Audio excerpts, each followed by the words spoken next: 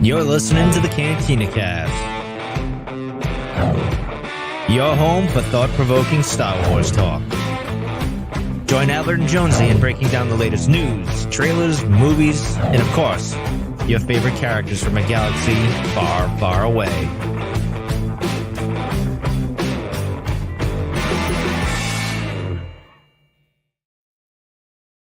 Hello, everyone. Welcome to the Cantina Cast. My name is Albert Padilla, and this is episode 536, our second episode dedicated to the first book in Phase 3 of the High Republic, Eye of Darkness by George Mann. Tonight, we're going to be taking a look at Bell Burryaga, a little bit of Lina Soh. She's kind of mixed in there. And then, of course, one of our favorite brooding characters, Elzar Mann himself. So we'll break down all of their character narratives and talk about how it plays into all of the other stuff. If you just as a reminder, sorry, this is the second episode. Like I said, if you have not had a chance, we did the first episode last week, and then we've got one more coming up here next week. We'll get into that in just a second. By we, I mean myself as well as Lauren. Lauren, welcome to the show. How are you doing tonight? I'm good. I'm excited to keep talking about this book. You would think that we have said it all already, but we really haven't. Right.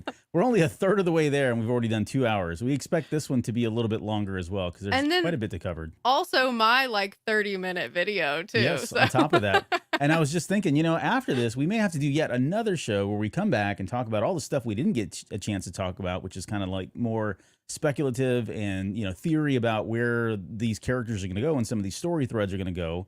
And then on top of that, I was thinking, you know what, we should do an Aslan Red, or what's his name? Aslan? Aslan. Yeah, we should do an Aslan show because there's a lot there to unpack, and certainly we're going to get into some of that here tonight as they poke around in that storyline. But yeah, we'll be doing sounds shows good to me. All right, let's do that. Okay. Hey, before we get into too far into the show, I want to say thank you to all of our Patreon members, especially our now part of the tribe members: Rob, Mike Borda, Lauren, Dante, Riss Bayless, Justin, Jackson, Sharkman Dan, Daz, Isabella, Uncle Leon, Josh C, Jacob, Reader Reborn, and also to our Delusions of Grandeur members, which are Rod, CJ, Alex, Steve, and Daz. Thank you guys so much for your patronage every month. It means the heck to us, and we really do appreciate it. So if you guys are interested, you can head out to cantinacast.com/Patreon. You can sign up there for as little as $2, and we've got an entire back catalog of a lot of High Republic stuff and just about every TV episode, movie, everything that's come out. We've got something there for you in terms of exclusive Patreon content. And on top of all that, what a great week. We started off this week with a 5-star review. Lauren, I'll turn it over to you to read that up. Yeah, so thank you to From a Certain Point Askew for the awesome review. And they wrote, great content, great perspectives. I love the different perspectives that the hosts and guests bring. I've just scratched the surface with this show, but looking forward to more, especially all the High Republic eps. So thanks so much for the shout out, y'all. That's really great to hear. It really is. Thanks, and especially since it's a 5-star. We'll take the 4 stars too, or 3s. No 2s. Just make them 5 stars while you're at it. Why not? Yep. You guys can head out to iTunes and leave us a podcast review. So thank you From a Certain Point Askew. Good guys over there. Listen to their show as well. Let's see. Quickly on the programming note. So we've got Way Station this Sunday. Ed will be back. We'll be talking about a lot of the news that's been broken here in the last couple of weeks. And then Jonesy and I are cooking up a show for Sunday night on top of that. And then, like I said, next week, we'll wrap up at least the concentrated shows on Eye of Darkness, and so that'll be pretty much the Nihil. So we'll get into Marchion Ro, Gyarastaros, get a little bit of Shrike in there, all the bad guys, all the baddies, and just kind of talk about where they are. So that'll be a lot of fun because I think we've been saving Marchion Ro for last since he's such a nutcase and a nutbag. But and then I know you're reading something now that has been pretty fun. Yes, so I'm reading Escape from Valo right now, which is the first middle grade High Republic novel of Phase 3. And that's been super cute. I feel like, Star Wars is for 12-year-olds, right? So I feel like the kids' stories always tend to work for me. So I'm really not surprised that I've really liked this one so far. No. Well, they do a good job with them too, honestly. They do a really good job with them. Well, yeah, but that's what I mean is I feel like just the themes and the world, it just works so well for storytelling for kids that I feel like it's it just fits right in with the writing and everything. Yeah, for sure.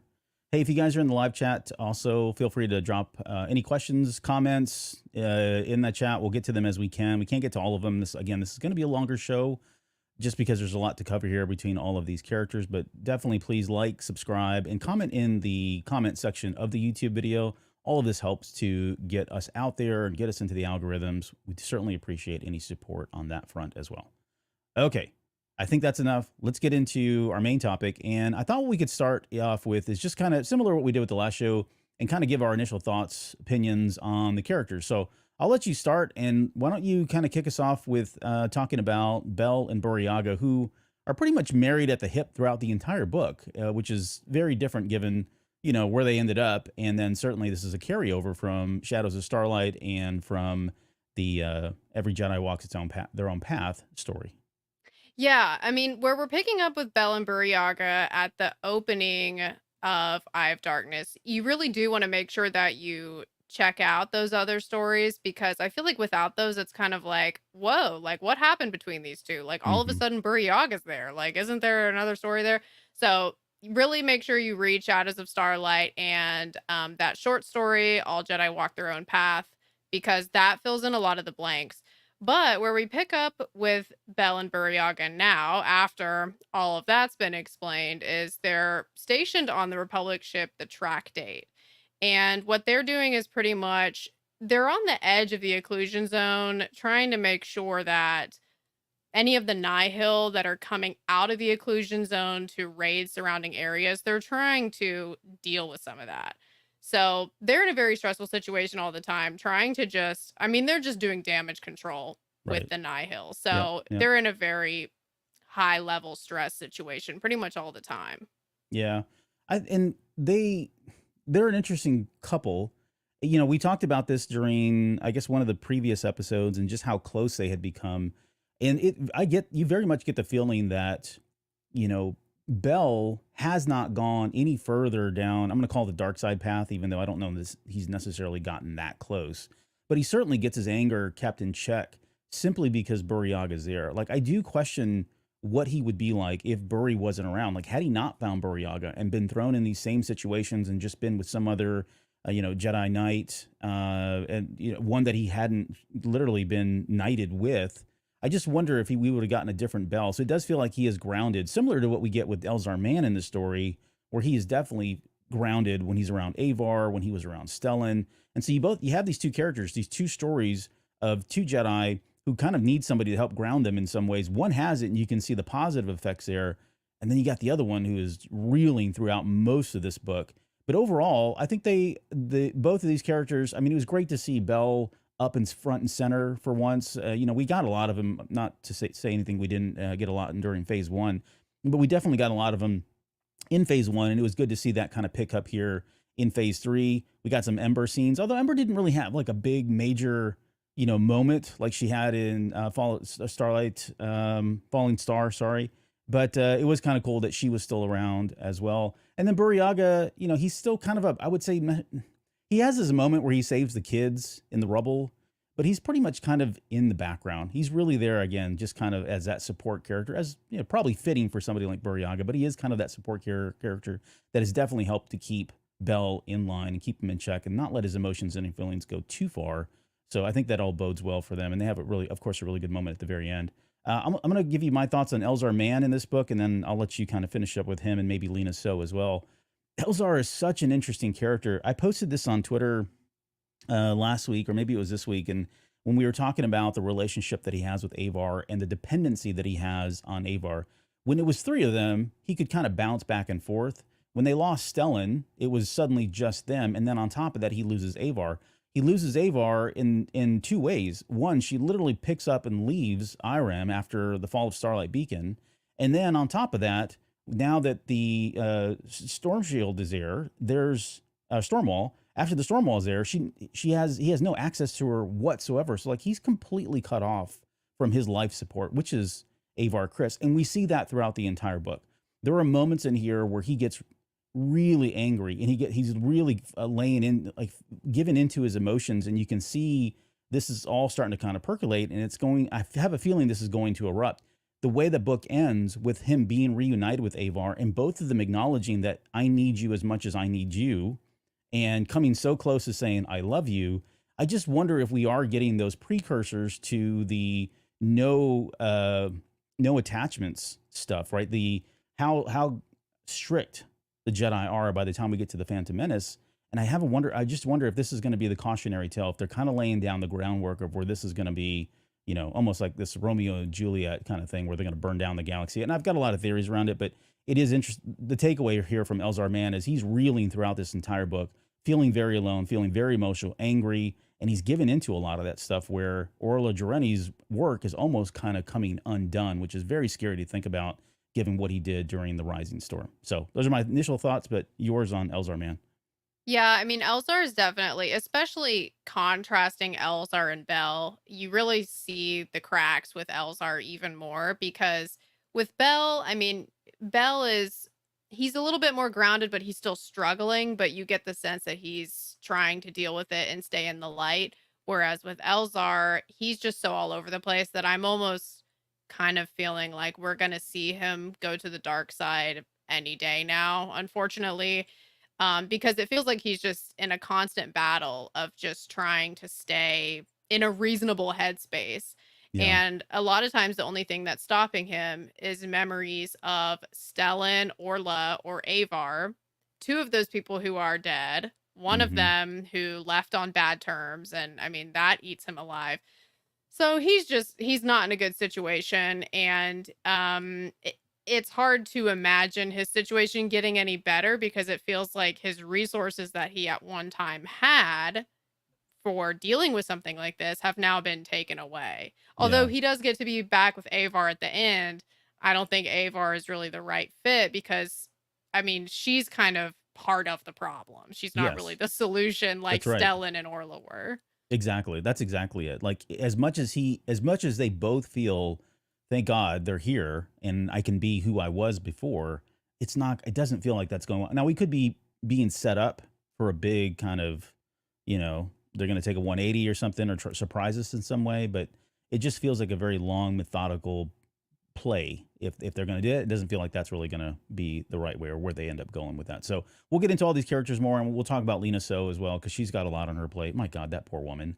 We got a lot to talk about with Lena So and what's going on. So I'm going to bring up similar to what we did with the last video. Also, I've got some visuals. They're not meant to be a visual for every single topic we're going to talk on, but I thought visually it'd be interesting to see some of these things, especially when we get into how they plan to take down the storm wall or breach the storm wall, which I read over and over again and came up with a visual that I think hopefully will help at least maybe some folks, but more on that here in just a second. So let's start with Bell and Burryaga. We open up in chapter 2. They're in the Outer Rim. They're on the Tractate. I have a picture of a Tractate here, not the actual ship itself, but the class of ship, which is a pacifier class, if anybody's wondering. So it's a pretty massive ship. And I think we got the sense that this was one of the larger ships in the book, just how it was described. And I would say this chapter 2, especially, and this is, no, right, this is not rocket science, but George Mann does a really good job in these initial chapters of getting you caught up on just about everything. They're very reflective. In chapter 2, it's reflective from Bell's perspective. And so you get all the backstory on how he found, what he went through, Loden Great Storm, all the setbacks that they've had from the Nihil.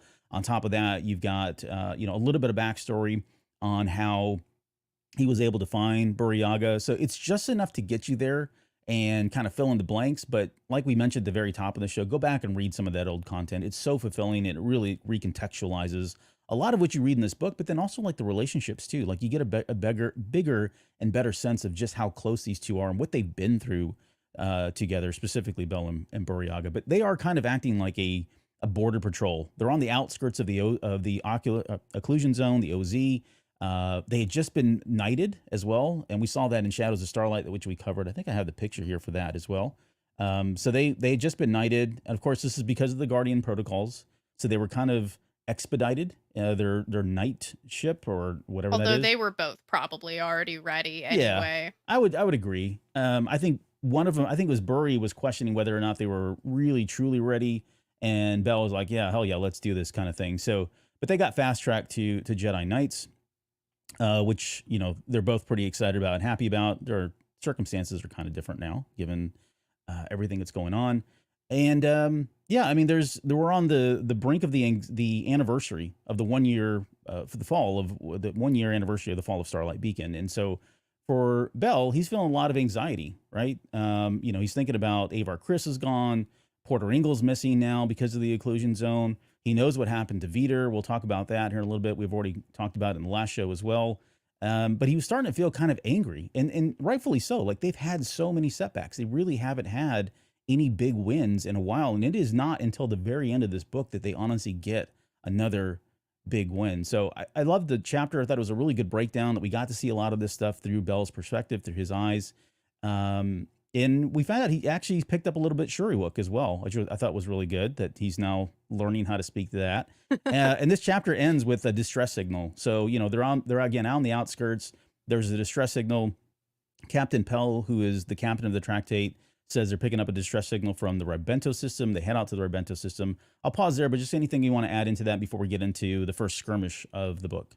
Yeah, well, and something else about Bell during this time is he's really putting a lot of pressure on himself to not mess up. Like, it's an unrealistic amount of pressure that he's putting on himself. Like, because of all of the losses that he's had with Loden and then almost losing Bury, he's just really at a point where he's like, we have to do everything we can. Like, at one point in this book, he says every death is a failure, which is like, oh my gosh, to be thinking like that in a war, you're setting yourself up for a hard fall.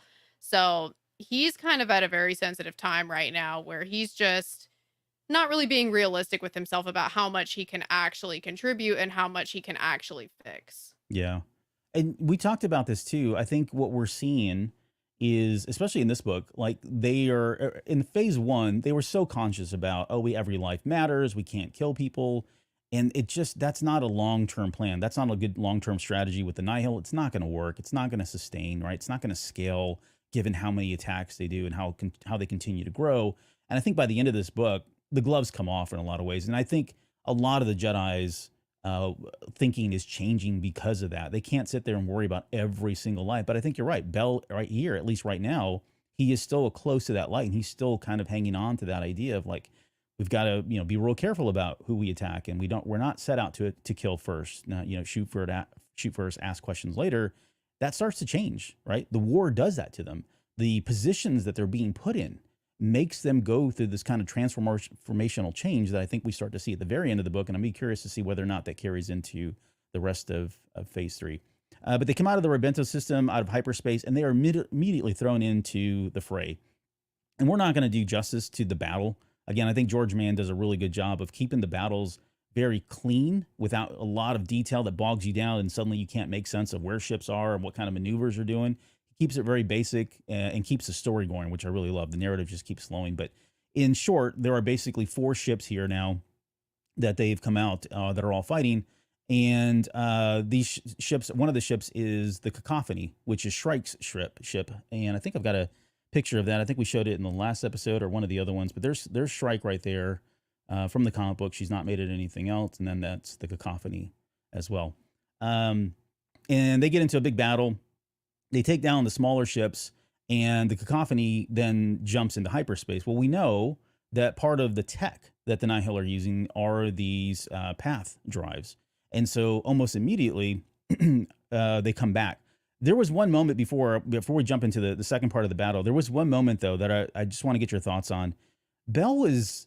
they were talking, I think it was Pell, right? Captain Pell. They were talking about, where they need to fire. At one moment, he jumps in there and he tells them to fire a missile into basically blank space. And, he doesn't even question what Bell asked him to do. He fires the missile off, even though they only have a very small amount of these missiles. And everybody's waiting on bated breath to see, okay, why are we shooting into this blank space? And it was a 5th ship that was coming in out of hyperspace. And as it came out of hyperspace, that missile blew into the side of it. And we know Jedi have the ability to kind of see the future, premonitions, that kind of thing, use the Force to see that, foreseen. But there was a comment that was made by Pell when he was looking at Bell afterwards. Everybody was cheering, but he said he looked at Bell. It said a hoot of triumph erupted from the crew. Pell eyed Bell with a look that was half respect, half suspicion. And I just wonder, like, if maybe there's nothing to read into that, but we were talking about how angry he was at the very beginning. I just wonder if that was him slowly tapping into the dark side and giving him that foresight to be able to fire a missile off into blank space like that. Because we've not really seen that before. I think there was it may have been done once in phase 1, something similar, but that's a very powerful tactic. And I just wonder if he was embracing the dark side in that moment because he wanted to win, because he was so desperate to take out these ships in this moment.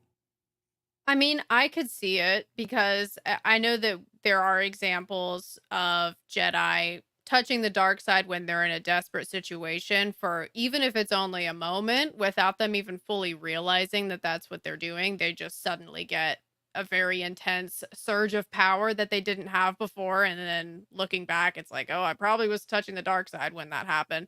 Yeah. So, I mean, I could see it being something that it just kind of happened and he didn't intentionally do it. But because of that desperation and because of this thought that he's repeatedly having of like, I can't fail, I can't let them get away, like I have to make this work, to me that type of thinking would set someone up to like accidentally touch the dark side for just a moment, just to make something happen that you need. Yeah. Like Elzar Mann did in The Rising Storm, right? He went kind of ballistic there when he tapped into the dark side. Or if you want to bring it back to the original trilogy, right? Luke Skywalker tapping in the dark side at the very end and taking down his father.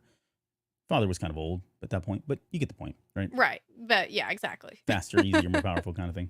Right. All right. So the cacophony takes off into hyperspace, and everybody at that point thinks, okay, well, they got away. And Bell is super disappointed because yet again, they weren't able to capture Shrike.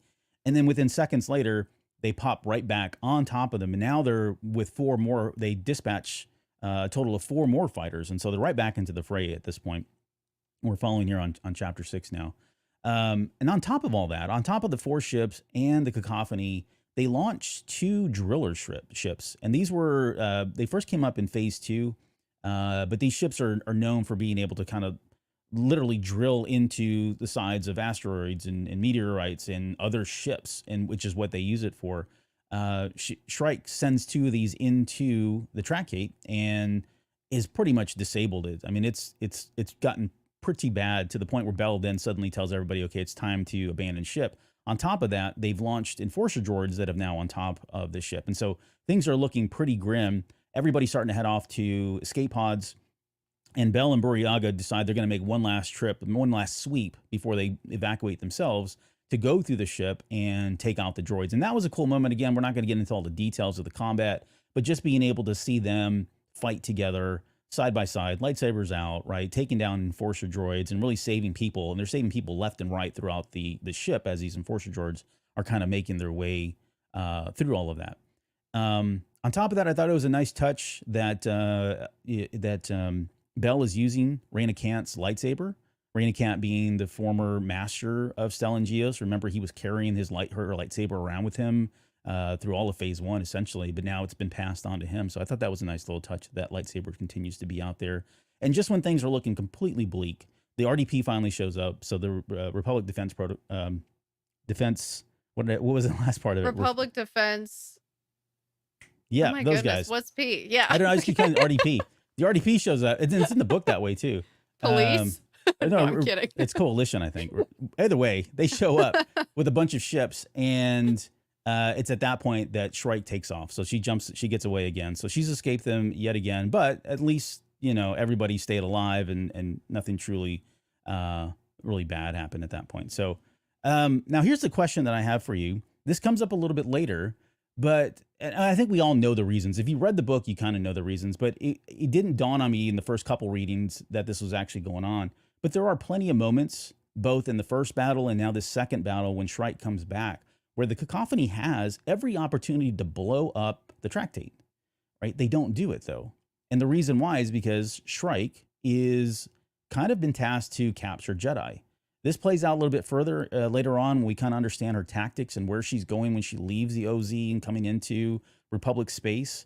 But again, this is important because, as you guys know, Marchion Ro is completely obsessed with just torturing and mutilating and publicly executing Jedi. And so he's looking for more Jedi. And so that was an interesting thing that just didn't it didn't catch my eye, didn't catch my ear when I was listening to the audiobook as well. But the more on that here in just a little bit. I Anything you do want to have a add to that? question. Yes, Yeah. I have a question for you. So, okay, what you were saying a minute ago about Belle and Burry fighting side by side when they're going through the ship, that kind of got me to thinking about how there's a moment where Belle is kind of reflecting to himself about how the two of them ended up on the tractate in the first place. And he's like, he says, Buryaga sharing his friend's desire to defend those who could not defend themselves. And it's almost just kind of like Belle is assuming that Buryaga wants to be there to fight. Do you think, after reading Shadows of Starlight and getting some context as to why Buryaga is actually here, do you think that Belle's assumption is correct? Or do you think that Belle is just like projecting his own wants onto Buryaga and just kind of interpreting what he wants to see? Yeah, I think the answer, you're right. I think the answer was given. Like if you were reading this book and you don't have the context of Shadows of Starlight, that it's a very different take on why they're there, right? Because the Guardian protocols are in place, so technically they along with everybody else should be back on Coruscant, but they're not, and they're not the only ones. In fact, that's me. I'll get to you. I'll answer your question here in just a second. I want to show the other group that's out here. So Miro Lokes, sorry, and Amadeo Azazu. So these two characters are kind of new. I think there's a short story in Stories of Light and Dark, the High Republic short story anthology book that was released. It sounds like they're going to come into phase 3 a lot more, but these guys are out here as well. But what we learn, I think, in Shadows of Starlight is one, Bell is completely obsessed with bringing down the Nihil. He wants justice for what happened to Logan Greatstorm, Abar Chris, everybody that's died, everybody that's come before him, the fact that he lost Buryaga for so long. And so he's gotten to the point where he's become obsessed. And I think the Jedi Council acknowledges that. They see that in him. And so they think, okay, we got to do something with him. We can't let him just sit here on Coruscant, stewing, becoming obsessive. It's just going to continue to, fester, and he's going to get angry, and that's not going to be a good place for him. And so they put him out there on the front lines to give him something to do, right? Who better to be in this role than someone who has a vested interest in ensuring that the Nihil are kind of brought to justice. I think from Buryaga's perspective, I think what we learned was he realizes and he acknowledges that Bell needs him. Like as I said, I feel like that is kind of his, it's his buddy, it's his armor, it's his conscience, it's what it keeps him grounded when he starts to flitter and get too far away from, center, or too far away from the light. And so Buryaga, I think, is there for Bell first and foremost, even though I don't know that Bell necessarily acknowledges that. I don't think he's thinking that far about it. But what is that kind of your take on it as well? Yeah, that was my take on it, which I didn't really think that until I read Shadows of Starlight. But then when they showed Buryaga working with the younglings and doing the art and all of that type of stuff at the temple, I just kind of got the sense that that's really where Buryaga wants to be. But he seems like he kind of reluctantly leaves because he feels like Bell needs him. And Yeah. so, I mean, he seems like he's confident in his decision to be there for his friend, but it did make me sad to realize that he probably would rather be there with the younglings. Yeah, exactly. Yeah, that's where he went first, right? That was kind of his calling in the Jedi Order, is to be with them and help them. So yeah, their loss, right? Okay, so we're gonna jump to chapter 13 now. So this is after we've gotten the public execution of Patre Viter, right? So everybody is, on edge and really kind of in shock at this point.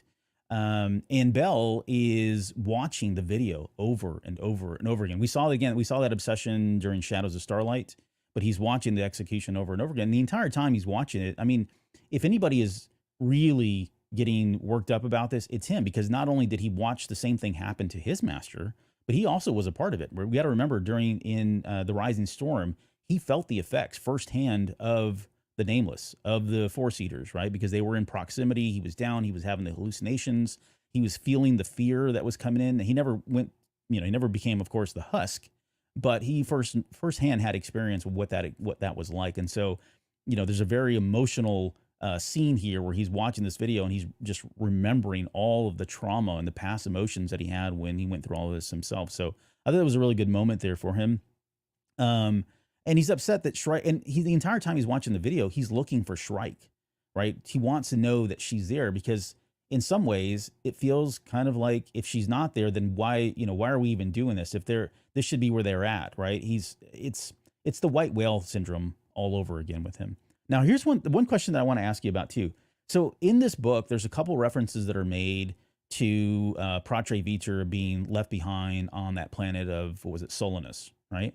And they never give the specific details of why they had to leave Patre Viter. We know now in Shadows of Starlight because of the 4/7 lightsaber nullifier. But when you read the book, it doesn't sound like it was ever mentioned. And again, there's like 3 mentions of this in there, but they just say, oh, they were on the planet and then they had to leave, but they never give the exact reason. And it's not I really don't care, honestly, one way or the other, but I just wonder if the book was written first and then they came back and said, okay, well, we kind of need a better reason, or we want to, it would be kind of cool to flesh this out and give a reason. Oh, let's throw that in Shadows of Starlight.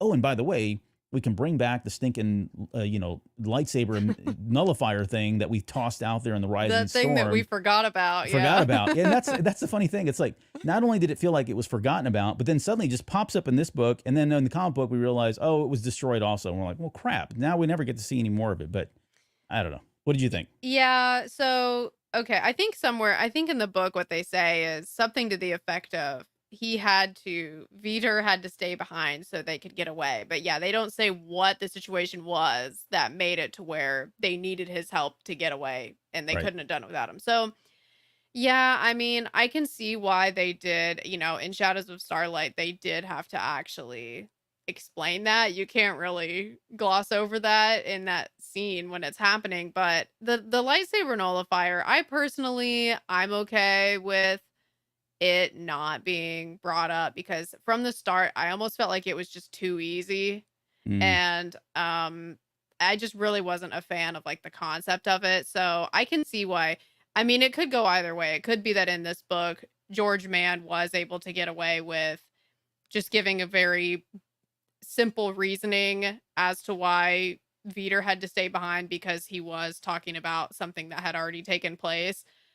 Or I could see it being like, let's not open the can of worms of the lightsaber nullifier. I'm just going to say that he had to stay behind because he had to. So, I mean, I Right. really could see it going either way. So, I don't really know which came first. We'll have to ask George Mann if we ever get him on the show or Yeah.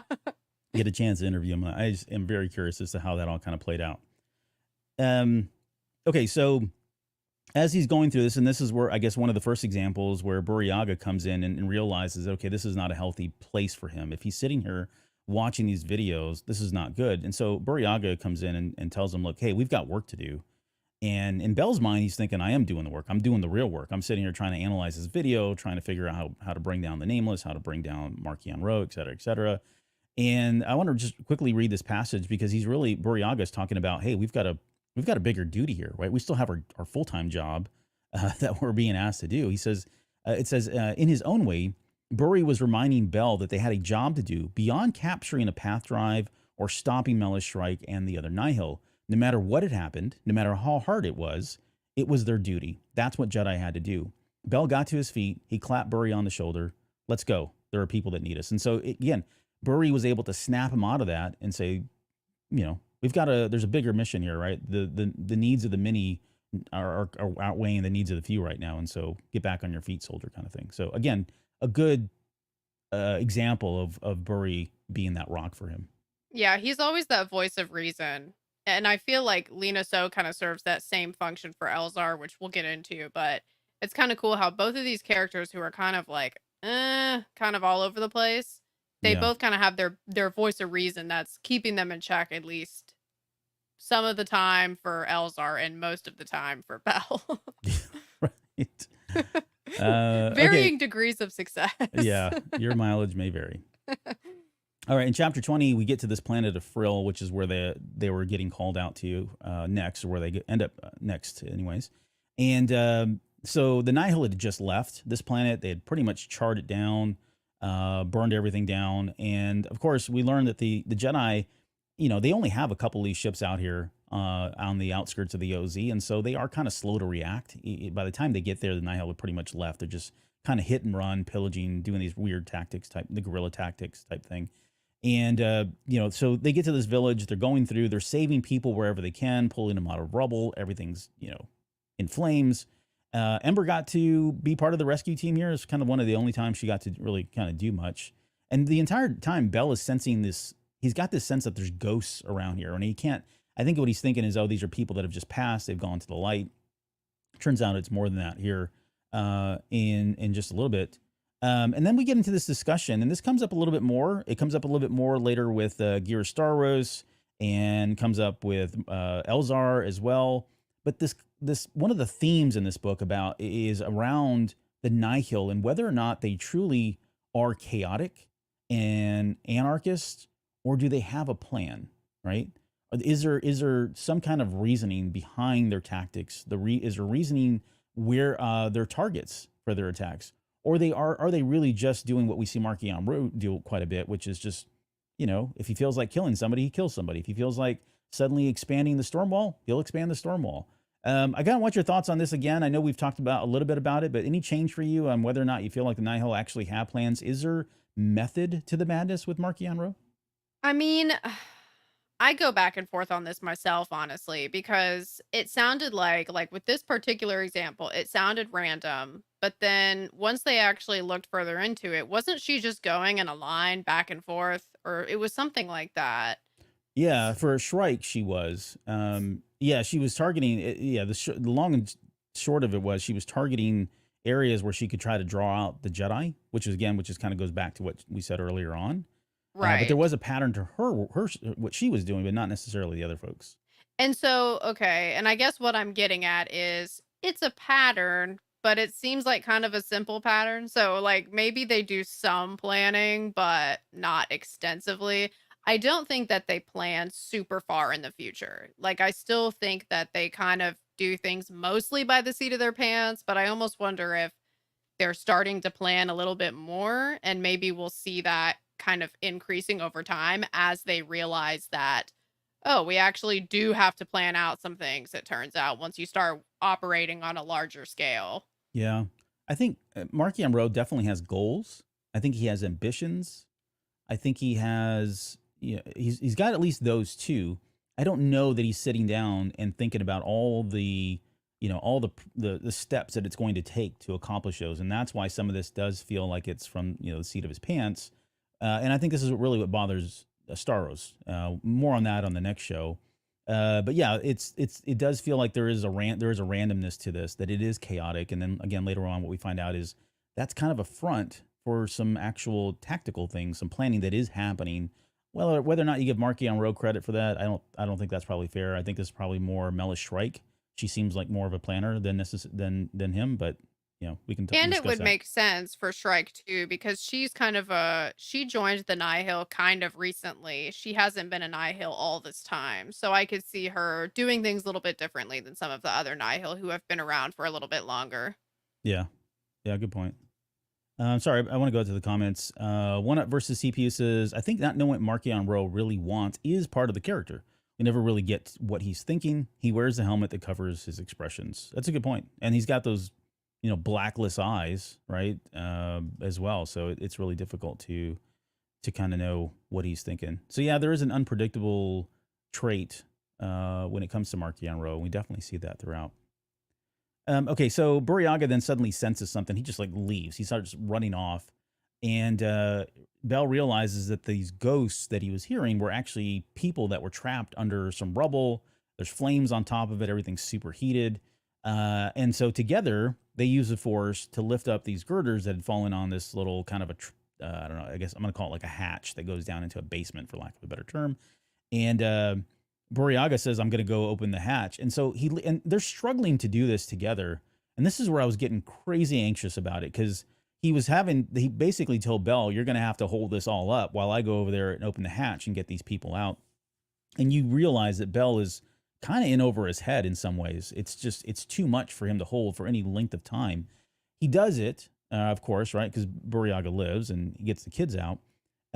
But I think one of the driving factors of that was him just saying, look, I'm not going to lose Buryaga again, right? He kind of digs in deep, if you will. He knows what's at stake here.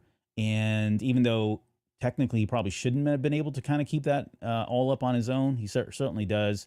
Burryaga like scalds his hand when he pulls open the trapdoor. I think his fur's on fire at one point, but I think in total they get like 9 kids out of there, and they've got a smoldering Wookiee. But I think it was a good little moment for both of them, just because they are in that search and rescue kind of moment, but then also really seeing where Bell's drive is coming from and how he does not want to give up. And that's kind of not only what we see with him searching for, Marchion Ro and a path drive and all that, but even just not allowing his friend to die yet again here. Well, and also once they pull it off, and they don't pull it off, or they wouldn't pull it off if it wasn't for all three of them. It had to be Bell, Burry, and Ember. If one of those three wasn't part of the equation, then this wouldn't have worked, because it's like Bell and Burry are taking turns holding and Ember's pulling people out. So once they actually all work together and it goes well and they save those people, Bell is filled with a sense of hope that I don't really think that we've seen him have, or seen him had so far in this book. Like, it's such a strong sense of hope, and just like he really gets fired up at the fact that the three of them, by working together, were able to actually have like a really significant success. So it kind of feels like that's sort of like that one good thing that's happened that's kind of getting him a little bit farther. Yeah. Yeah. Chapter 30, we're on Hintus 4. And at this point, this is kind of a cool down moment, right? They've gone back for repairs. The tractate's kind of been damaged quite a bit at this point after all the battles. And, Bell is back at the RDC base, and he's kind of running through simulations, just trying, again, this is going back to what we were talking about. He's trying to find a pattern for the raids. Why are they doing what they're doing? They're trying to anticipate when the next raid will come, what sector it's going to come in. Eventually, he kind of gives up. He turns the holo off. And then they did mention, this is where they mentioned Miro and Amadeo as being another group that's out here on the edges of space with them as well. And then Bell's kind of going through what Avar went through. We talked about Avar in the last episode, but this idea of, one person at a time makes a difference. And I think at the end for Avar, for her, I think that wasn't enough. I think that's what she finally came to a conclusion, right? That really wasn't enough. With the help of Bellin, like she should be doing more as a powerful Jedi, who she is, all the titles that come with it. She should be doing more. But for Bell, he seems to be content that, yeah, this is where he is. He feels confident. He feels safe here, doing these kind of one at a time type things. So I just thought it was interesting that there's a different contrast, and I don't think either one's right or wrong. Right? There's good and value in both of those. But Bell feels very comfortable in what they're doing. He feels like what the work that they're doing is just in a lot of ways. Well, I do think that Avar's attachment to the glory is going to get her in trouble at some point. I don't know. She might still have more to learn in that area. at Yeah, least at least in my opinion. yeah, for sure. And then Captain Pell finally tells him, okay, the tractate is now space worthy. We can get back out there. So they jump back in, they head out and do some more stuff. But Burryaga does have some doubts that Bell is ready. Like, he's watching, his behavior. He's watching how he's acting and reacting to a lot of this stuff. And he's starting to have a lot of, again, doubts and stuff about where Bell's head is at and whether or not he's ready to get back out there. We get to chapter 41. So we're on Republic space. So this is the outside the border, again, of the occlusion zone. And this is where the storm wall. So we'll come back to in a lot more detail in a little bit later about this plan. I'm going to pull up the storm wall here just so we can look at that. There's the storm seed. I don't really have a good picture of the storm wall. I have one that I made, but we'll more on that later. But yeah, the storm wall, they're out there and they're going to try to execute on this plan about, the theory that they have. And again, we'll get into the details a little bit later, but Kevin Tarr, Elzar Mann, they came up with a theory that there is a way to breach the storm wall. And the idea here was the Republic sent out a ton of ships. Elzar Mann petitioned the Jedi Council to send out a couple of Jedi ships as well. They don't really have much time, but they have a plan to blow up 6 of these storm seeds and then open up a space in the storm wall for all of these ships to go through. It goes absolutely horribly wrong, right? And again, we'll come back to this in a little bit with Elzar Mann Yeah. because this is more about his story. These guys were, the tractate was about to jump into hyperspace, and they Elzar Mann kind of, calls it all off. And thankfully they did just before they hit the button, right, to jump into hyperspace. In total, I think there was 8 long beams that were destroyed. These are the big long beams. Those are the big ships that the Republic uses during this time. One of the vector ships that the Jedi used, that was Jedi Master or Jedi Knight Reed Somus. I don't remember if we even learned much about him. It may just be a throwaway character. I And think then so. Yeah, I don't remember him, but or that person or that or them. And then there was a tons and tons of RDC soldiers, the crews, captains. I mean, it's just a field of debris. Because again, to remind anybody that's not aware, if you try to go through the storm wall and you don't have one of these path drives, you pretty much blow up on contact, right? You just get kind of ripped apart and scattered. There's no way to come in or out of that without one of those path drives. So they almost died. They were able to thankful that they weren't that they didn't. They jumped back into hyperspace and then they head out after that. So, anything you want to say about the storm wall or this moment? I mean, thank God they didn't jump. I mean, that was like so close to being. I mean, if we lose Bell and Bury, I'm just gonna quit. Yeah, calling I'm done. calling an end to Phase 3, calling an end to the High Republic. I don't think they would do that though. It's not time.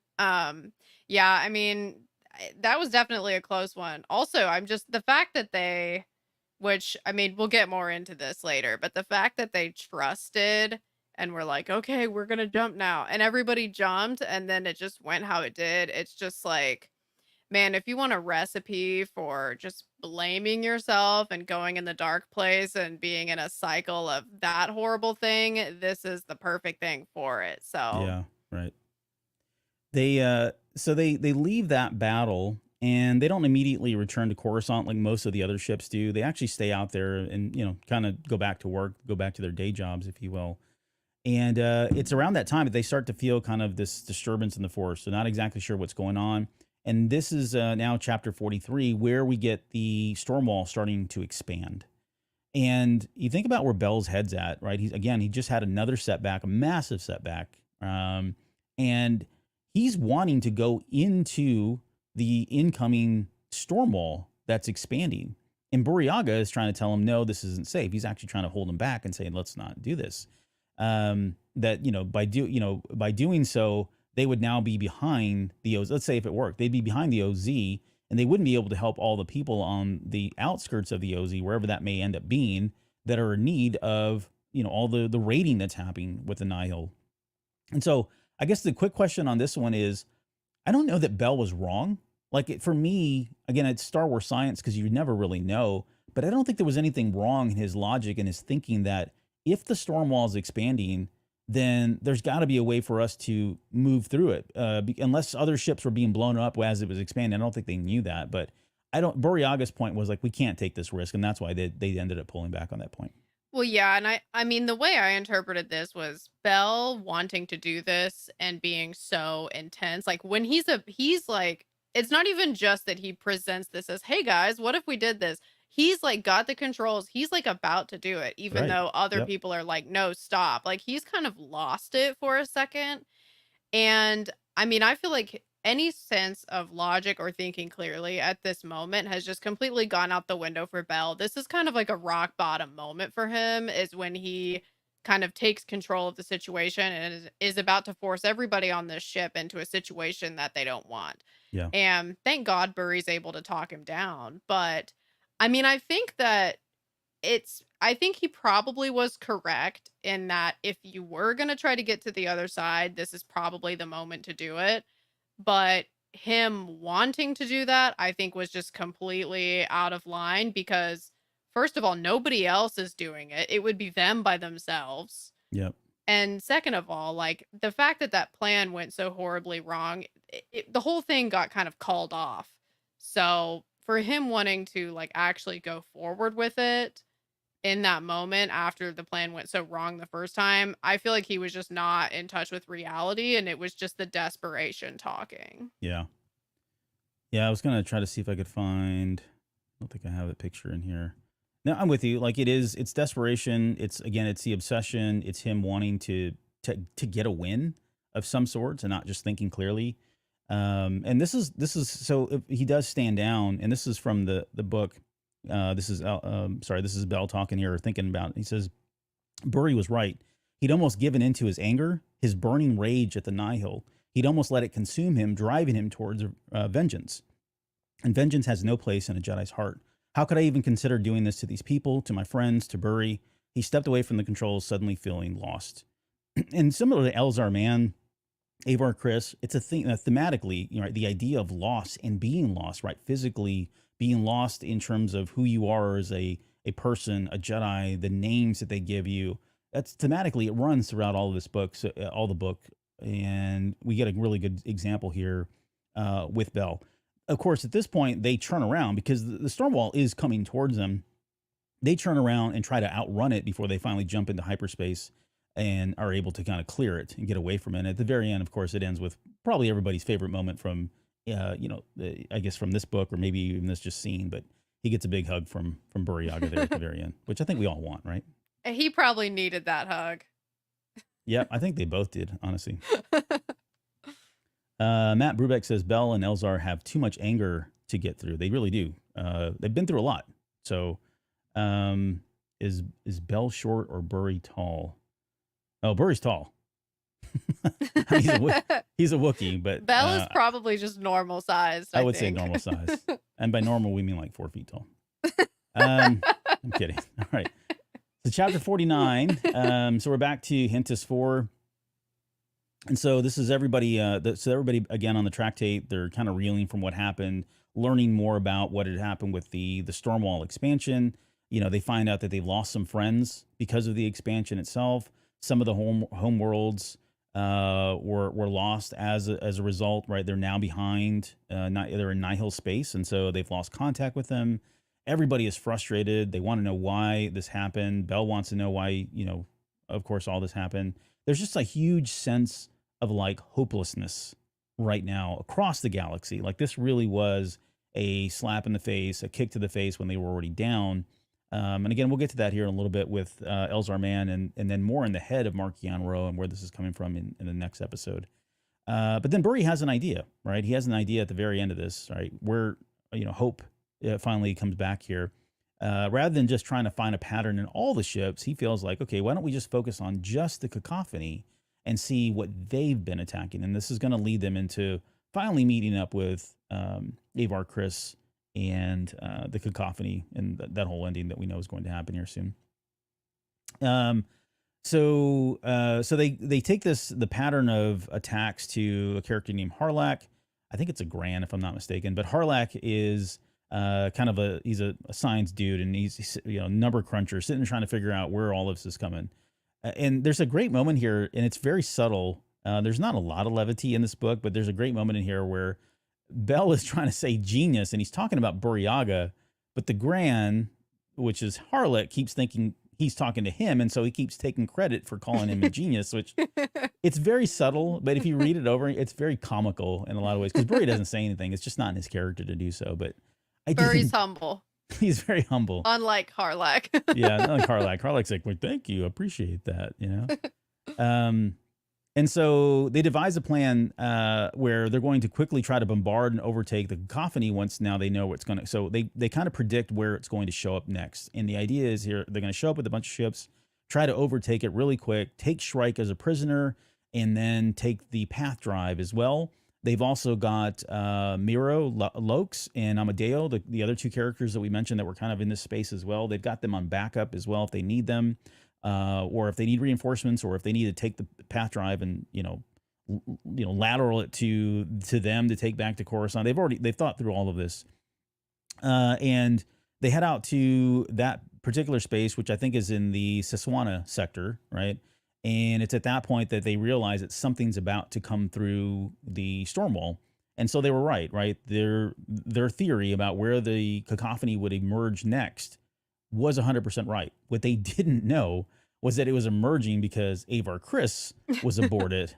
And it's Avar. It's Avar. So they were, serendipitously reunited here at this point. We covered this in the last story. I just love the fact that, she's, they're trying to hail the ship, and then the first voice they hear is Avar Chris. I love the fact that when Burryaga starts roaring, she freaks out because she's thinking, he died as well. And so that was her first moment, her first time hearing that Burryaga was alive. And then it said, after all that was open, the cacophony isn't it's completely shredded. It's got all these drill ships in it from the battle that was going on with Shrike and with what's her name? Vice. General Vice. Right. All this, everything, all the battle was going on. All the Nihil have been cut in half. Right. It's full of dead knights It too. is. But for Bell, I mean, there's just one quick line. It says Bell felt differently. He felt hope. And this is the first time, right? He said, it says he didn't understand. He didn't know why. He couldn't quite understand it, but something felt different. A ripple in the force that he hadn't sensed for months, not since Starlight, not since they stood on Iron Beach and shared in their mutual grief. So super excited about all of this. Super excited that they had found him. Found her. And then, of course, Avar says, look, I've got Shrike with me, which you got to think, I mean, Bell has got to be ecstatic that they've captured Shrike. She's still alive. She's missing a hand, right? But, that's fine. But not only that, but they now have a path drive as well. And so they end up going to Coruscant. And that's pretty much the end of their story in this book. We'll go into Elzar Mann, but I want your any final thoughts around that. Well, it's cool to see how Bell gets, I mean, because he had that big sense of hope earlier in the book where him and Burry and Ember, they got the people out safely. But when Avar makes it to the other side of the storm wall, that's like an even bigger sense of hope, because I think that's really the first hint that there's a way out of this. Like there's a way to stop the storm wall. We might not fully know what that is yet, but this is at least a sign that there is something. Yeah. And I feel like that's kind of going to be part of the key of stopping this cycle that Bell is in, which is he feels like he has to fix everything himself. When he's not fixing everything himself, he's hard on himself, he blames himself, he gets more unbalanced. And then when he's more unbalanced, then that makes him feel more like he has to fix everything himself. And he's just in like a bad sort of cycle of that. And I feel like what's going to actually stop that cycle is actually making some progress on this situation, because right now it's like no progress is happening. So he's kind of just spinning his wheels and giving himself a hard time. Yep. I agree. 100%. There's definitely a light now for him that exists. And I think for all the Jedi too. And we talked about this when Avar walks into the Jedi temple, everybody's spirits are lifted, right? Because of who she is, what she potentially can do. She is seen as kind of like the future of the Jedi. And so for everyone, especially someone like him, they've got a new lease on life, a new sense of hope and direction, just having her around again. Little do they know she's only there for Elzar Mann, but again, another story for another time. All that work just for Elzar. I do have a question for you though. Yeah. Do you think that Bell is, I know we've kind of hinted at this a couple times, but do you think that Bell is at risk of going to the dark side at all, like at any point in phase 3? I think they'll toy with the idea. For me, narratively, I don't think he'll be that character, because in my own headcanon, I've said this many times already in the show, I want him to be the person that gives Marchion Ro his final blow. Justice for Loden Greatstorm, justice for everything that he's been put through, right? All the turmoil, all the trauma that he's been dragged through by the Nihil, how much the Nihil have completely changed, his trajectory in terms of who he is as a Jedi, who he is as a person. I mean, he has completely changed already because of Marchion Ro. So I think there's a lot of beef there with him. And so I want him to be the person that has that last blow on Marchion Ro. So I don't think from that alone, again, from my own headcanon, I just don't see it. Again, I think they'll toy with it. But now that Burryaga's here, as long as Burryaga's here, he is going to be that person that kind of centers him, the person that grounds him, the person that pulls him back to the light and doesn't let him get too far to the middle or too far down the dark side. So, and I think it's, I think we've seen that with a lot of Jedi in this moment, like in this time frame. They are more in tune with their emotions, and that can be dangerous. Like, don't get me wrong. So it's not uncommon that a lot of the Jedi we're seeing their emotions, and we're seeing the effects of their emotions and how they play into them, right or wrong. But with Bell, again, with Burry there, he's always going to be there to kind of pull him back. And so I don't think he'll ever get too far down the dark side path. Yeah. Plus he's got a dog, and you can't turn it. I mean, when you got a dark side dog, that's dumb. Come on. Well, yeah, as long as Ember is still alive, I don't even want to speak it into existence, but you know Right. what I'm thinking. But I mean, I worry about Burry being the person that has to always bring Bell back into balance, because like that's a lot to put on one person. Yeah. Like, and Yeah. also like there could come a time, in fact there probably will come a time, where Burry's not going to be there for whatever reason. He might be doing something else, he Yeah. might be Otherwise, and so like, what is Belle gonna do when Burry isn't there? I think at that point, and I mean, we're in the last phase. So I don't know that there's a whole lot of runway for this to happen, but I think it's maybe this is the moment. Maybe at the very end of this, now that he has this, when they have the path drive, there is a path forward, no pun intended. Maybe this is enough for him to have that character growth where he's able to kind of go past it. Elzar, man, I don't think he's gotten that, right? I think there have been things that have happened to Bell that are allowing him to grow and be able to kind of maybe detach himself from Buryaga at some point. So I'm saying another possibility. This could be the first part of that. So yeah, your point's well taken. It's too much for Burry, can't always be there, and I don't know that they always will be there. But at least right now, yeah, I think he is kind of that rock for him. Burry's got to get back to teaching art to the younglings. Yeah, it's more important. That's a pressing issue. Okay, let's get into everyone's Eeyore, which is Elzar Mann. And he opens the book on chapter 1. He's on Coruscant, and out of the gate. I mean, again, another very reflective chapter for this character. We get to see everything and recall everything that's is happening through Elzar's eyes, which is very dark, very gloomy. Not a lot of hope in sight. He's feeling very alone. He's feeling very lost. And he's still relying throughout most of this book. He relies on the teachings of Orla Jareni and what she taught him to kind of keep him from, going too far off the path there, and then, doing the horrible stuff that he did in the Rising Storm. There's Elzar is worried about his failures. He's blaming himself for everything, just as Avar Kriss is blaming herself for everything, just as Lena So is trying to blame herself for everything, right? Everybody's trying to take blame. And Belle. And Belle, right? Yeah. Everybody's trying to take blame for a lot of it, but he in particular is feeling a lot of this because, because of what happened to Stellan, because of what happened to Chancey Yarrow, right? Dealing with the trauma of that, he told Avar, but that's eating at him all the time. He's having dreams about it as well. I mean, it's really in his head. He's going through quite a bit here. On top of all that, he's starting to, and we see this throughout the book.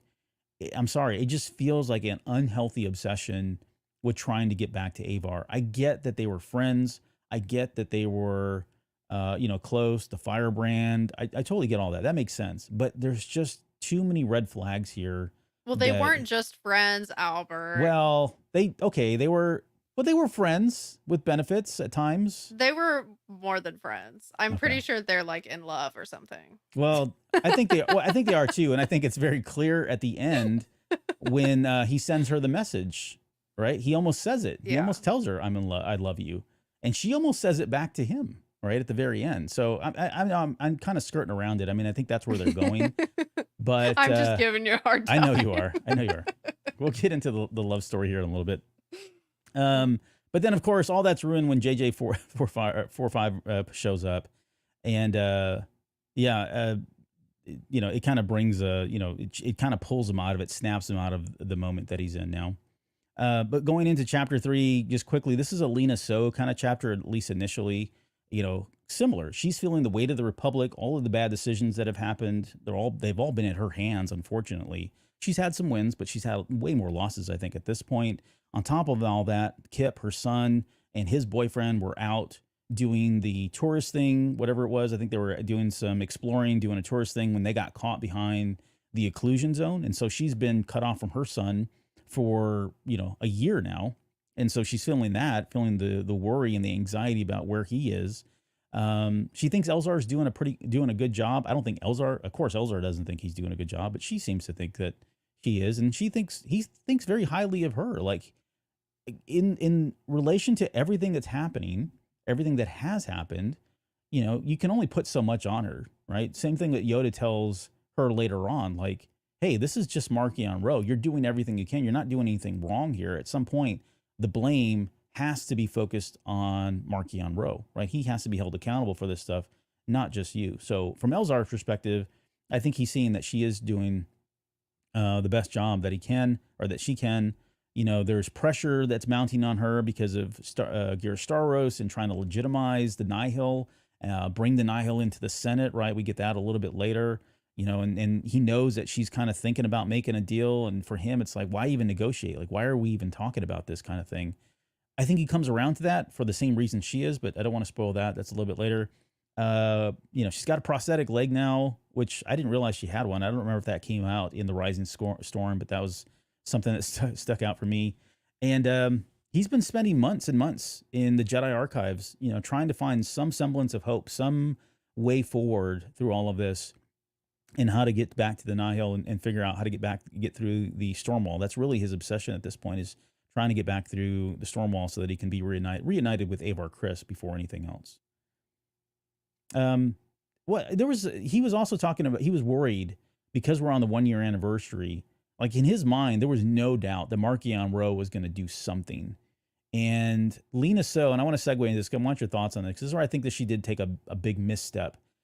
She comes out and is like, hey, the 1-year anniversary is here. We've been talking to the delegate from the Nihil. They've assured us nothing's going to happen. There will be nothing. I mean, she really takes a hard, like, black and white stance that on the year anniversary, we've done everything we can. Everything is safe.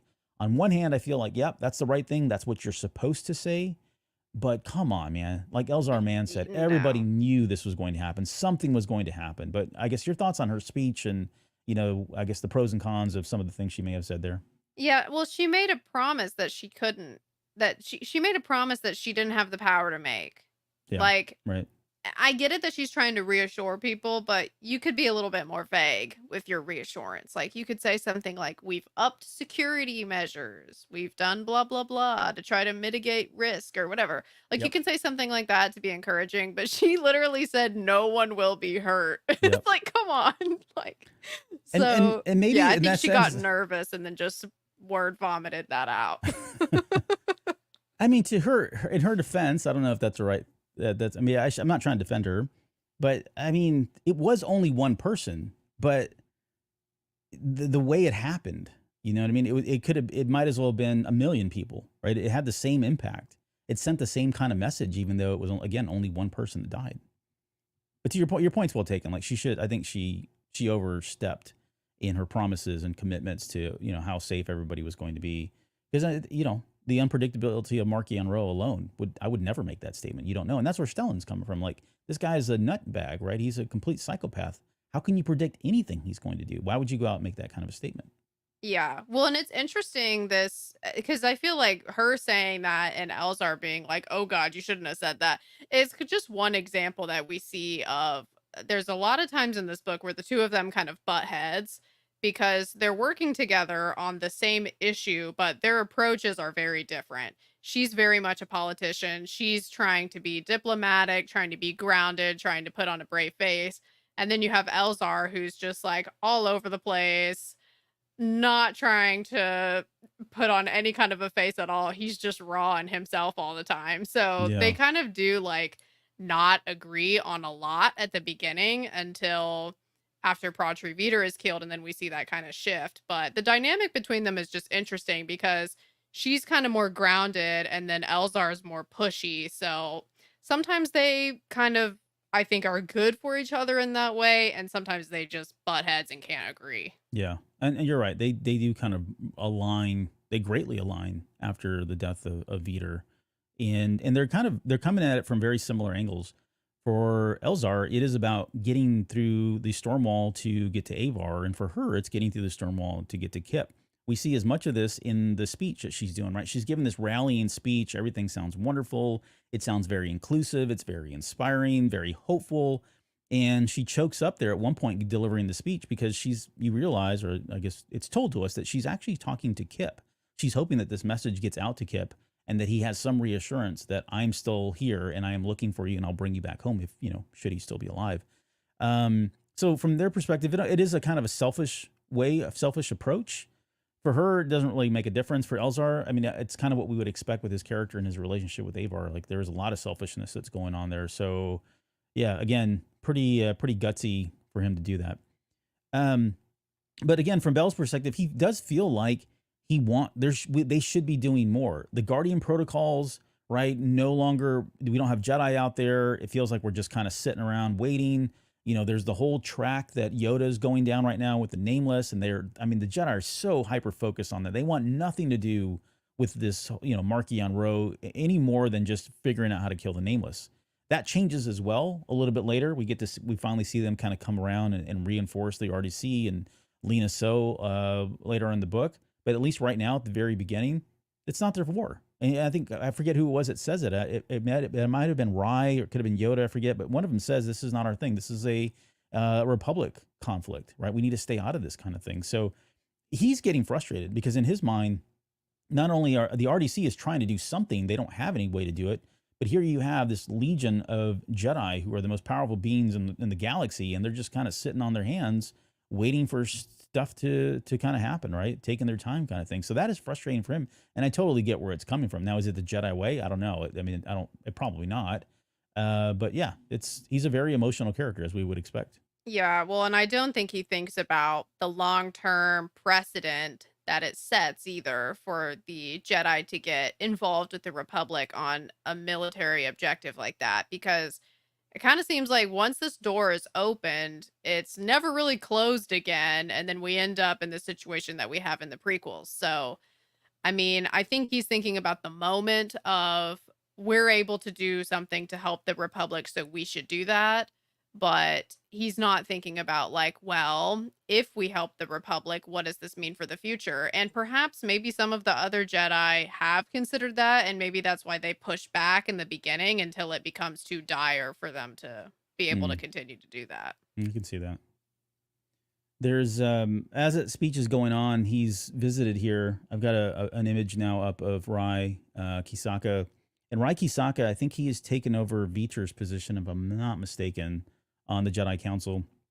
But he has a conversation with Rai, and Rai is kind of telling him like, look, we're doing everything that we can, right? The RDC is out there; they're protecting people, protecting valuable targets.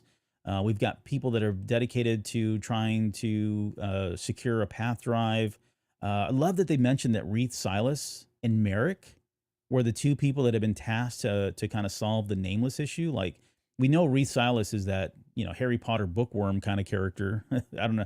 You probably have a different take on that, but I love the fact that he's a bookworm, and or maybe a Hermione, I guess is probably a better He term wants to there. be a scholar, He yeah. wants to be a scholar, and then Emmerich, who is a scholar, literally is an investigator, right, for the Jedi Order. So the fact that they paired those two up is awesome. Like I want to see where I don't know where that story is. I haven't really looked too far to see where they are, but I hope we get more of that.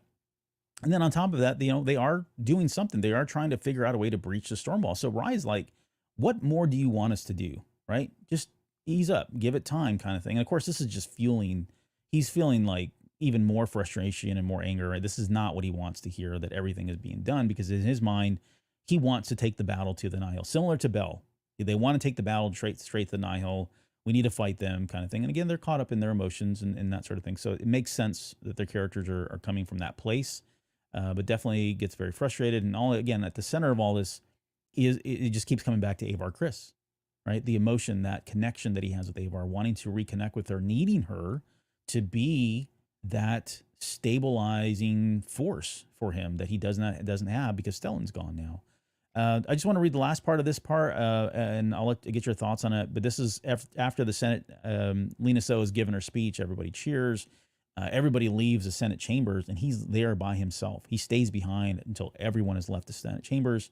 And it says, all around Elzar, the Senate was bustling. The clamor of voices seemed to press on him, noisy and oppressive, drowning out his thoughts until he was lost at sea. The silence contained within the raging heart of the maelstrom, empty, hollow, and alone.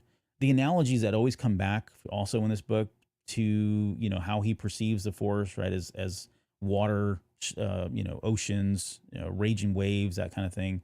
There's a lot of it in here, and I think it's really used really well. Symbolically, it's used really well. But this is the first of many references, of many feelings that we get from Elzar Mann, where he is truly starting to feel very isolated, feeling very alone, and feeling like everything is really starting to collapse in on him, right? So any thoughts around all that? Yeah, I had a question for you. So going back to Elzar's conversation with Rye. So do you feel like, in your own opinion, are the Jedi actually doing enough as Rye claimed? Or, like, is it that they're actually doing enough and Elzar just wants to punch something? Or do you think that the Jedi are kind of dragging their feet? I think they're I think they're doing enough when it comes to the nameless. I would argue that they're not doing it. They come around to this. So I want to be clear. They come around to this towards the end of the book when, but I don't think they're doing enough to, let's see, what am I trying? I'm trying. They are trying to play Guardians of the Galaxy as they should, right? They're not there to win a war kind of thing, right? That whole quote from the Phantom Menace. But they're trying to play it too safe. They understand that the nameless is the biggest threat to them. At least they feel like that is the biggest threat to the, well, they say it's the biggest threat to the galaxy. There's almost a selfish part of that they're really trying to stop that first, because if that's still in play, then they can't do anything. And you could argue that, it's kind of like if you're going down a plane, you put your air mask on first, and then you try to save everybody else, right? Same kind of thing. Maybe same kind of concept here. But they seem too hyper-focused on just doing that. We have so many Jedi in the Jedi Order, and I think this is where Elzar Mann's coming from, is like, you called everyone back, and you have droids now in these temples. Nobody can be out there. You can't ever be alone. No one Jedi can kind of do their own thing. They have to be partnered up with someone, right? All the Jedi protocols, they're too restrictive, in my opinion. They're too conservative. And for as many Jedi as they have, I think there's a lot more they could be doing. They're just so scared. They're giving into their fear. They're giving into the anxiety of what the Nameless have done, and maybe rightfully so. Like they're completely rocked about what's happened at this point. Nothing like this has ever happened well, I shouldn't say that. Phase two happened, but you know what I mean, right? They're Before real. phase 2, nothing like this has ever happened. Yep. Nobody read phase 2. No. So, I mean, it's a big deal for them. And so I get that. I just feel like they could be doing more, and they should be doing more, at least a Jedi. I think the RDC is doing everything they can, but they're just, they've got a lot of setbacks and a lot of drawbacks right now. So they're in over their heads with the Nihil and the Stormwall. I mean, this Mark Yamrell has a pretty effective barrier for them right now. I don't know if I answered your question, but I think I did. Yeah, I think you did. Okay. So let's go to chapter 10. We're back on Coruscant. Still on Coruscant, I would say. Elzar wakes up after having a dream that he was drowning on Irem. Again, he keeps having these similar dreams, similar experiences in the Rising Storm, right? The analogy of the dark side. And there were some great analogies too in the Rising Storm, where he had kind of went into the deep waters, and that being symbolic of the dark side, going so far down into the water that he couldn't see what was down there because there was no light. And he's having these dreams himself. They've been plaguing him for months at this point. He'd been trying meditating. He tried doing the Orla Jareni exercises, but all that is just kind of, again, playing up the idea that he's really not in a good space head-wise. It's even affected him as he's trying to sleep. Well, and it feels like his memory of Orla and what they worked on together is really like the thread that's keeping him sane. It's probably the only thing at this point. Yeah. Because he doesn't have Stellan. He doesn't have Avar. He doesn't feel like he has the support of the Jedi. He's taking loss after loss. He blames himself for everything that's going on. There's a lot here, right? And so, yeah, you're right. Without that, I mean, I think he probably would, cross over if it had not been for her.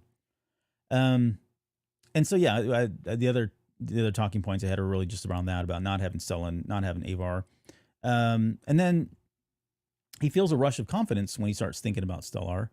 And at that moment, 4-5 walks in and tells Elzar that there's something emerging from the OZ. We roll into chapter 12. This is back still on Coruscant.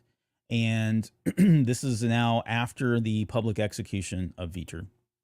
And again, so on top of, we left him in the last chapter at that moment where all this horrible stuff was happening. George Mann does a really good job of kind of painting this gloomy picture, almost gloomy future of what Elzar Mann's going to be like and going through right now. And then on top of that, the cherry on top is he's now had to witness and watch the public execution of Vitor. So if he wasn't down already on life in general, he definitely is at this point, to the point where he's so angry, like his fists are clenched. He's raging almost at this point. And Lina So is watching the execution. She's trembling. She's angry. There's a lot of fear, a lot of fury in what's happening. And they're just kind of both shocked by what they saw. It says, for the first time, I believe I truly understand why the council called you all back to Coruscant.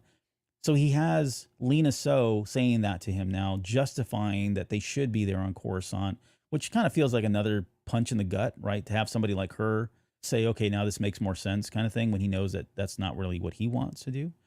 And then for Lena So then vows that Markion Rowe is going to pay for his crimes. We got a little bit from her saying, she says, once again, that wretch Markion Rowe has made a mockery of me. She says that she's a fool for wanting something that she, so bad that she made herself believe it, saying that nothing was going to happen when clearly something did happen, something very powerful, something very awful had happened. And now like her resolve is, okay, we need a military response. A military response is the only way that we need to come at Markion Rowe for what he's done now. And Elzar Mann's like, hell yeah, finally somebody on my side. This is exactly, you're right. Now she agrees with Now him. she agrees with me. Let me go to the Jedi Council. I'm going to tell them what you just said, and we'll get a good thing going on here. And that doesn't happen. But any thoughts around? Yeah. Well, I mean, that partnership of them being like, okay, we're going to coordinate. I'm going to go to the Senate and you go to the council. Like that whole thing. I mean, that's the militarization of the Jedi happening. Yep. That's exactly right. Like Yes. that seems like kind of like the official, like this is the moment, because the two of them, they're both pissed off about this. They both are finally on the same page about what they need to do. And they come up with a plan to try to make it happen with their respective groups. So it's kind of like, okay, well, now this has happened and there's no turning back at this point, because the precedent has been set now that if one group wants something, they can go to the other one. So that's just it makes me a little nervous because we know where that's going. But another thing I wanted to add too is that as angry as Elzar gets when he watches this video, he does at least seem to also recognize the importance of the fact that, okay, the Jedi have seen what the Leveler actually, or the Nameless / the Leveler, what it actually looks like now. Because before this, I don't know if any of them had ever really seen it, because every time somebody encounters it, they have hallucinations, they're Right. not in their right mind. It's all like they don't know what it is. So to actually see it on video and be able to actually get a look at it, I mean, that alone is significant. So it's kind of like, okay, maybe now they can actually start making some progress on figuring it out now that Markion Rowe has unknowingly set up this situation that has allowed them to see it. Yeah, I'm with you. I think I said as much in the last show as well. Like this feels like this is a misstep on Markion Rowe's. I get what he was trying to do. It was coming from a very egotistical, kind of cynical place, an awful place. But yeah, I think this is a misstep. I think what he's done now is he's pulled back the veil of what the Nameless is. And I think it's only a matter of time before the Jedi and the RDC get together, the Republic get together and say, look, we can't do this. Neither one of us can do this on our own, right? If we come at it from the RDC perspective, we're going to get torn up by the Nihil. We just don't have a way to fight them in all their tactics. The Jedi say, look, we can't come at this because of the Nameless, and we're pretty much defenseless, and we're, immediately removed from the picture once they're around. And so I think they're going to come up with some kind of hybrid thing. And we speculated on this in phase 1. We did a whole show about how do you fight the Nameless at the time. We were trying to speculate what are some of the ideas and ways you could do this. And one of the theories that we had was maybe you arm the RDC with Jedi tech of some sort, maybe with lightsaber tech, stuff that we saw in the comic books, right, where the weapons are fueled by kyber crystals. Right. Anyways, you put armor on them, whatever it is, and you have a tactical force that goes out with the Jedi, and their whole job is to take on the Nihil or take on the Nameless. Because the Nameless really, I mean, yeah, they're creatures and they're powerful and they're definitely a threat, but a non-force user is going to have a way better chance, especially if they have the right weaponry, to take one of those down. And once that's done, then you can send in the Jedi, or maybe the Jedi are doing something else until that happens. But it feels like they are going to have to come together, and they are going to be forced into this symbiotic relationship, if you will, of Jedi and the Republic that is going to have some pros and cons. But I think that's what we see later on when Yoda in the Attack of the Clones, right? When that all is happening. I think this is him in that moment. He's seeing all this and going, holy crap, it's happening all over again, just like it did during this time. And there's going to be, a lot of life lost because of it. So anyways, I kind of got off on a tangent there, but well, and for better or worse, I mean, they really don't have a choice anyway. So I mean, True. I could sit here and criticize it all day long, but they really don't have another option. So Yeah. That's just what they're gonna have to do. Yeah, and the Jedi say as much later on when they finally give into it. They're like, "What? We don't have any other options here at this point. So yeah, let's just do it. Let's try to do this thing." Yeah. All right, I want to go to chapter 15, and we're now with Kevin Tarr. I couldn't find a picture of Kevin Tarr. This is Eugene from Greece. When I'm reading the book, I think of Eugene from Greece. So he's been working on the storm wall, trying to figure out a way to breach the storm wall, how to decipher the code and all that for a number of months now. Of course, he's the genius that we saw during phase 1. He was brought in from some other stuff as well. And Elzar really believes in him. Like, he feels like if there's any one person that can crack the code, it's going to be somebody like Kevin. Well, and Elzar is harassing this poor person every day. He's putting pressure on him every day. Like, you got anything? You got anything? You got anything? How about now? How about now? But yeah, you're right. There's a mounting pressure for him to come up with some way to get through all of this. They're hoping for some kind of a breakthrough here. Tarr then does explain that there is something that he found right in the shield tech. The way it's designed, that is, if one of the nodes goes down, the other nodes all around it extend around it to cover it back up, right, until they can send in another storm seed. We see a lot of this actually happen later down, especially when the expansion happens. Not to touch on it here, maybe it's the right point, but they actually send out a number of storm seeds so that expansion can happen. So it does feel like there is a limit to how far any one storm seed can extend the wall of the storm wall. But yeah, that's kind of the self-repairing aspect of the storm wall, and it happens very, very quickly, right? It's like within seconds, or if not a minute, this stuff automatically repairs itself. So even if they had tried multiple times to blow up a particular star seed or a storm seed, and it immediately just extended the storm wall again, and then that storm seed got replaced. So at this point, they've tried just quite a few things, and it is starting to feel very helpless, right, in terms of what they can actually do and try to get through it. But Tarr is positive. Like, he seems positive about, like, at some point we will find a way. And for Elzar, that's exactly what he wants to hear. He wants to know that at some point they will get through, find a breakthrough in all of this. Or is Elzar just pressuring him to come up with something? Well, yeah, it's probably a little bit of both. Yeah. Yeah. Okay, so let's jump to Lina Soh and Jedi. I'm going to move off Elzar or Eugene. We don't need to see Eugene here on the screen. Where was the picture that I had of? No, that's Staros. They head out to the Jedi Council. I've got some random members here of the Jedi Council up that I'll just kind of cycle through. But they head out to the council, and this is where they're going to present their plan. So Elzar is wanting them to take some kind of action. The RDC wants to attack the storm wall, right? They want to just go at it and full on assault, attack it, try to take it down. And then, they're kind of, initially they're kind of like, look, we'll respect whatever your decision if you guys decide not to do it, but we're still going to do it either way, right? You're not going to stop us. This is simply what we want to do. It was funny too, when Elzar gets there and he's looking at the Jedi Council, there are some seats that are missing. Of course, Vader's not there. Yoda's seat is missing. I'm like, oh, great. How convenient. Yoda's not around again when one of these pivotal decisions needs He's dealing to be with made. Aslan, I think, at this time. He comes in at the very end of the chapter, but when I first read that, I was like, that son of a bee. I can't believe he's not around again. Once again on his travels. Yep. And then Elzar is questioning whether or not they're even taking this seriously. Kind of to your point, like, he feels like they're not really taking this as serious as they need to, right? Do they really need to be out and about doing other things? Other Jedi were missing too, right? That not everybody from the council was there when they went to go meet. And here they are on the brink of a solution, a breakthrough of sorts. And, seats are missing. Not everybody was there. And he's thinking, what could be more important right now than being here to listen to what we have to propose in order to get through the storm wall and take down the Nihil? Right? And he's like, why did y'all call us back? Where are y'all? Are y'all even on Coruscant? Right.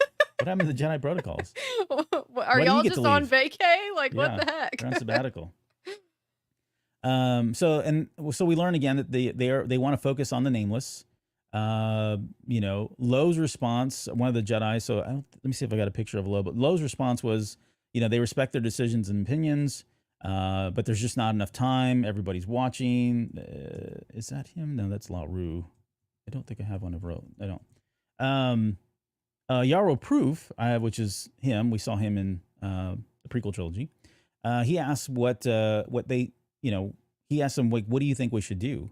And Elzar and Lena are like, we need to do a show of force, right? We need a win. We've got to have a win. We've got to show them that we're not going to allow them to just to kind of do whatever they want. Otherwise, they continue to win. So they go into this whole thing about trying to do a massive attack, you know, against the storm wall in hopes of breaching it.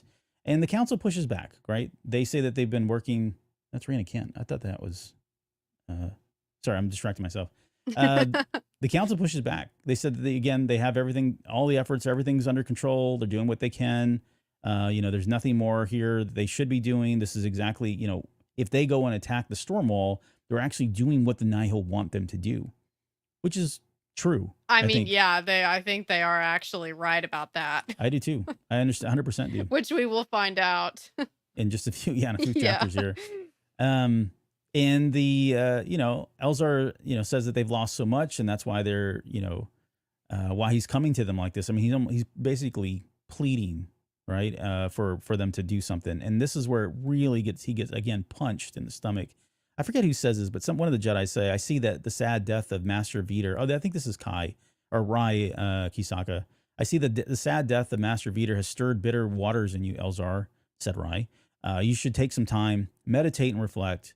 We have all lost a great deal, you more than most. Like, it's just, I don't know. It's almost patronizing in some way, but he definitely does not resonate with Elzar. Yeah. I mean, he's almost being like, you're obviously not in your right mind. Like, go meditate for a while. Which, I mean, Elzar's not in his right mind, so I guess that's probably a fair point, but just not very helpful in the moment. Yep. And of course, and I love the fact that Lena so like doesn't stand for it. Like, she kind of cuts him off in a way and is like, okay, fine. We're going to do it on our own. We get what you're saying, you know, respectfully, but we're out, you know. And they, you know, Rai gives, of course, the political response about how they're doing enough already. They've done enough now, but they won't be doing anything more until they know more. So they leave, and, you know, Lena so leaves, and Elzar tells the council that he thinks the Chancellor is right. He wants to make it clear that they're not afraid. And that's when Yoda walks in and says, but what if we are afraid, Elzar, man? And I love that fact that he's being very honest here. Like, I do feel like the Jedi are afraid. This is why they're so focused, hyper-focused on solving for the Nameless. And, of course, Yoda walks in with Azlin Rel.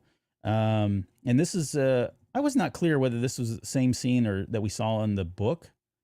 In the Shadows of Starlight? I've gone back and forth on this. At first, I thought it was the same scene. And then I talked with Nick, shout out to Nick, saying that basically it's a different scene. Like, there's slight differences to where it's such a similar scene that it's really easy to think it's the same scene. Yeah, but yeah. actually, there are a couple of subtle differences. So I thought it was the same at first. Now I think it's a different one, but I'm sure there's people that might disagree with me on that because that's how subtle the differences are. I don't think you can argue the timeline, right? The events of this are definitely after the events of what happens here.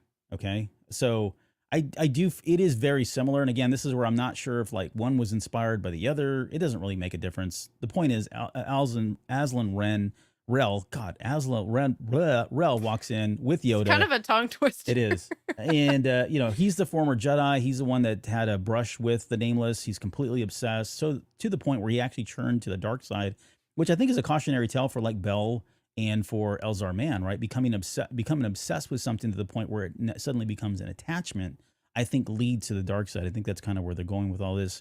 He doesn't have any eyeballs. That's why he's kind of wearing these crazy glasses that he has. He poked them all out, whatever. I forget why that was. But Rel also agrees that, hey, yeah, the Nameless is the biggest threat to the galaxy. And then Rai affirms that the Jedi, he reaffirms to Elzar, the Jedi are just, they're not going to do anything. So they finally turn around. And before they leave, he has this creepy scene where Aslan like grabs him by the arm and says, you know, joking aside, he says, I see a lot of myself in you. I was like, oh, I get it. You don't have any eyeballs. That's a good one. But he says, I see a lot of myself in you, talking to Elzar Mann. And here's Elzar's response. Elzar swallowed, his mouth suddenly dry. He had a sensation of unsteadiness as if the world was about to swallow him up, plunging him back into those dark, watery depths of which he dreamed. He turned and strode from the room, not looking back. And I couldn't tell if that was because, you know, everybody senses the dark side on Aslan Morel. He is a dark side user. Make no mistake about it. I don't know if that dark side was impeding and making him kind of go into that headspace, or was this just a culmination of everything that had happened, being told that they weren't going to help, and then on top of it, this dark side user saying, "I see you and me, or me and you," kind of thing, and him thinking, "Well, this is my fate," kind of thing. I guess any thoughts around or any interpretation around that scene? Well, I mean, he's going through a hard time in general right now. He's just lost everybody in his life. And then he just goes to the council and gets some bad news. He's fighting with people about what to do. He's going through a lot. And then in the midst of all that, he has someone just walk right up to him and pretty much say his worst fear to him. I think Elzar just doesn't take it well, just because of everything on his plate. And then you also got this creepy dark side user sensing it in you.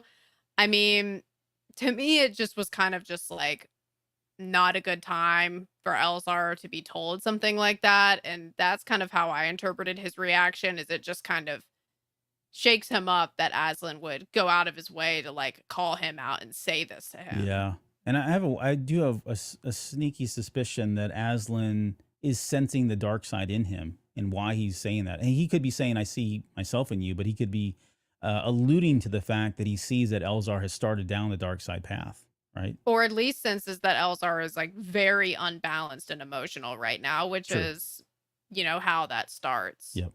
Yeah. Exactly. Okay, we get the on chapter 31, we get the visit from Gira Staros. She's visiting Coruscant as, quote, the ambassador to Marchion Ro. More on this when we get into her place or her storyline on the next episode.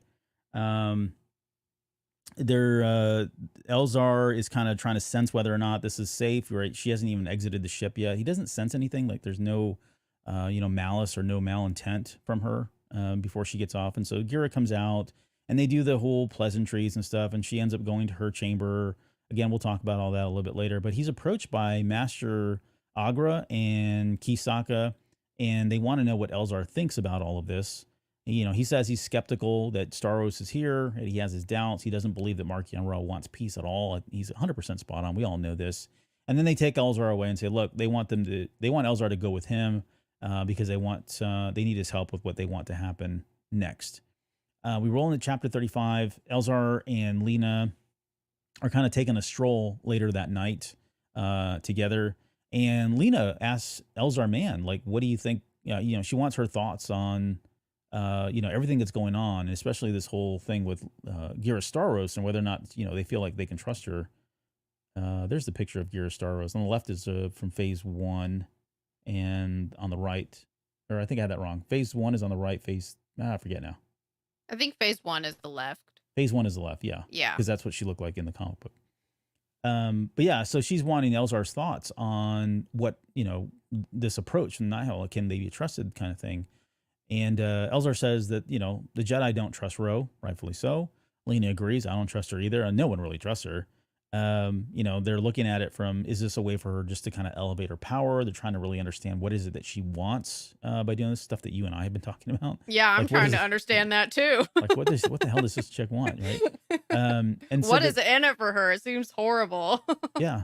But then on one hand, Lena So is kind of leaning into, well, if we did do this, we would at least kind of have a pulse on where they are, what they're doing, more than just, being blindsided anytime they attack and living behind the storm wall. I mean, and there's some logic there. I mean, I can see the reasoning why she would want to do this.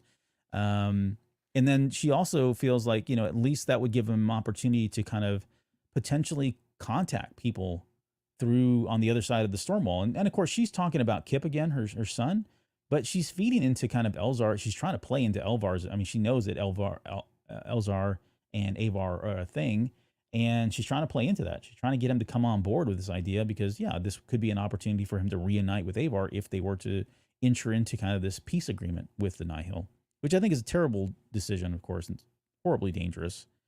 Yeah, I think even meeting with Gira is honestly a dumb idea. I think Lena just agreed to this out of desperation because, I mean, I know that she has a sense of duty and she's kind of like, I at least want to hear what they have to say, which is understandable. But I just think to even entertain this, like, Gira's desire to present themselves as a like a democracy. I think to even entertain that is just not wise. I don't Yeah. know. I felt like Yeah. this whole meeting was just ridiculous. Yep. It was. And Elzar, she asked, so Elzar finally gives his speech, right? He finally tells her what he thinks about everything. And then it's a really long speech. What was crazy was it very much echoes the speech that Lena So gives when she's addressing everybody on the 1 year anniversary of the fall of Starlight Beacon, right? A lot of the same words, a lot of the same tone is used. And so, she's hearing her own words back to her in some way. And that's enough for her. Like, she decides then and there, like, okay, you're right. We're not going to do this. We're going to send her back. She's not going to be a prisoner. We'll just send her on her way, which Elzar is kind of like, really? We're going to do that kind of thing? But she's allowed to return to the Nihil. And then before they kind of walk away, Lena mentions that Avar is lucky to have Elzar love her, right?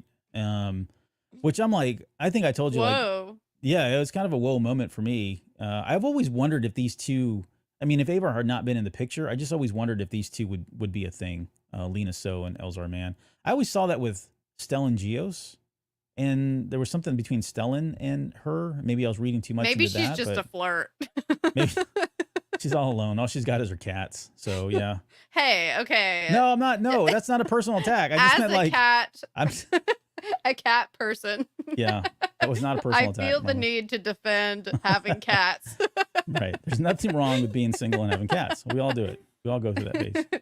We all do it. But they have like they have like a low crush energy going on in some of these scenes, especially right now. And of course, it could just be the fact that what they're both going through maybe is playing into that as well. So she's about to turn away, and then suddenly somebody frantically runs up and says that Keven Tarr has found some progress on the Stormwall. So they rush over there. Elzar and Lena So rush over to Keven Tarr, and Elzar is trying to kind of prep her on stuff, saying, look, we've been looking for a weakness. We may have found a weakness here, but it doesn't necessarily mean we're going to be able to get through the Stormwall. And then Tarr goes into kind of explaining what he's discovered. All right, so I'm going to bring up my stupid diagram here that was working on, and try to explain what was going on. Like, for I'm most very people, impressed with this because listen. For most people, they just read that and were like, "Cool, there's a way," and they went on to the next chapter. that's exactly what I did. I was like, "Oh my gosh, all I need can't- to know is there's a flaw, and that's enough for me. So I will Nope. continue. Not doing it here. Welcome to the show, folks." I couldn't get past this. Like, I kept reading it over and over and over again, and then I had to put something visually to this. You're a And I- tech person, so you Well, can't that's help probably it. it, yeah. Yeah. And I started drawing it out, and I'm thinking, whenever we cover this, I'm actually going to put some, and this is really crude because I didn't have a lot of time. I was going to make it pretty. But so what I did is I took what Tarr is talking about, right? So you look in the middle there, that G in the middle, that's the glitching storm seed, okay? Right? And that has 6 other storm seeds that are attached to it. So that's the 1, 2, 3, 4, 5, 6. And then all of those storm seeds have another storm seed attached, right? And that becomes the grid, right? It keeps expanding. That's the grid that it creates. What Tarr is saying is that middle one is it's a buoy. By the way, every one of these buoys is about 1 light year away, right? It's a pretty good amount of distance. So they're not really all compact. This is just for the sake of the demonstration. So the one in the middle there is glitching, and when it glitches, it's glitching and saying everything's fine, but although it's not. And so what Tarr has found out is his theory is if they take out 1, 2, 3, 4, 5, and 6, and let me go to the next picture what that looks like, right? So if they take out those 6 storm seeds, then the one in the middle that's glitching is going to come back and say, no, everything's fine. Everything's good. We're still here, kind of thing.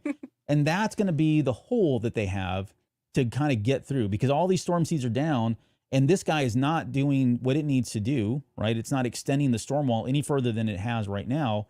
And so you're going to have a hole that you can go through. What they didn't know was they didn't know how much time they would have when this happened, right?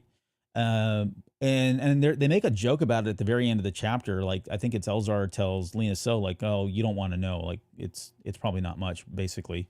But that's the idea. That's the concept. And now it's not 100. It's not foolproof. Like, I can still poke holes in this. I've got questions around, like, okay, well, if 1 goes out, then how come 7, 8, and 9 aren't checking in with 1 and saying, oh, 1's down, kind of thing, right?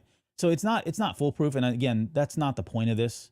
I was just trying to just demonstrate, at least if you take it at face value, this is kind of what is happening here, and kind of the vulnerability that they found. So Well, and Kevin was also grasping at straws anyway, right, because it's all they're, theory. yeah, they're desperately trying to find something, and this is really the only possible thing they can find. So they're kind of like, okay, let's just go with this and see where this leads, even though it might not even work. Yep, and it's enough for Lena So. Like, this is enough hope for her to take action on. Like, she's totally fine with this, right? She trusts Elzar. Elzar trusts Tar, and they've had nothing for so long. You know, what's the worst that could happen? Mm, Yeah. yeah.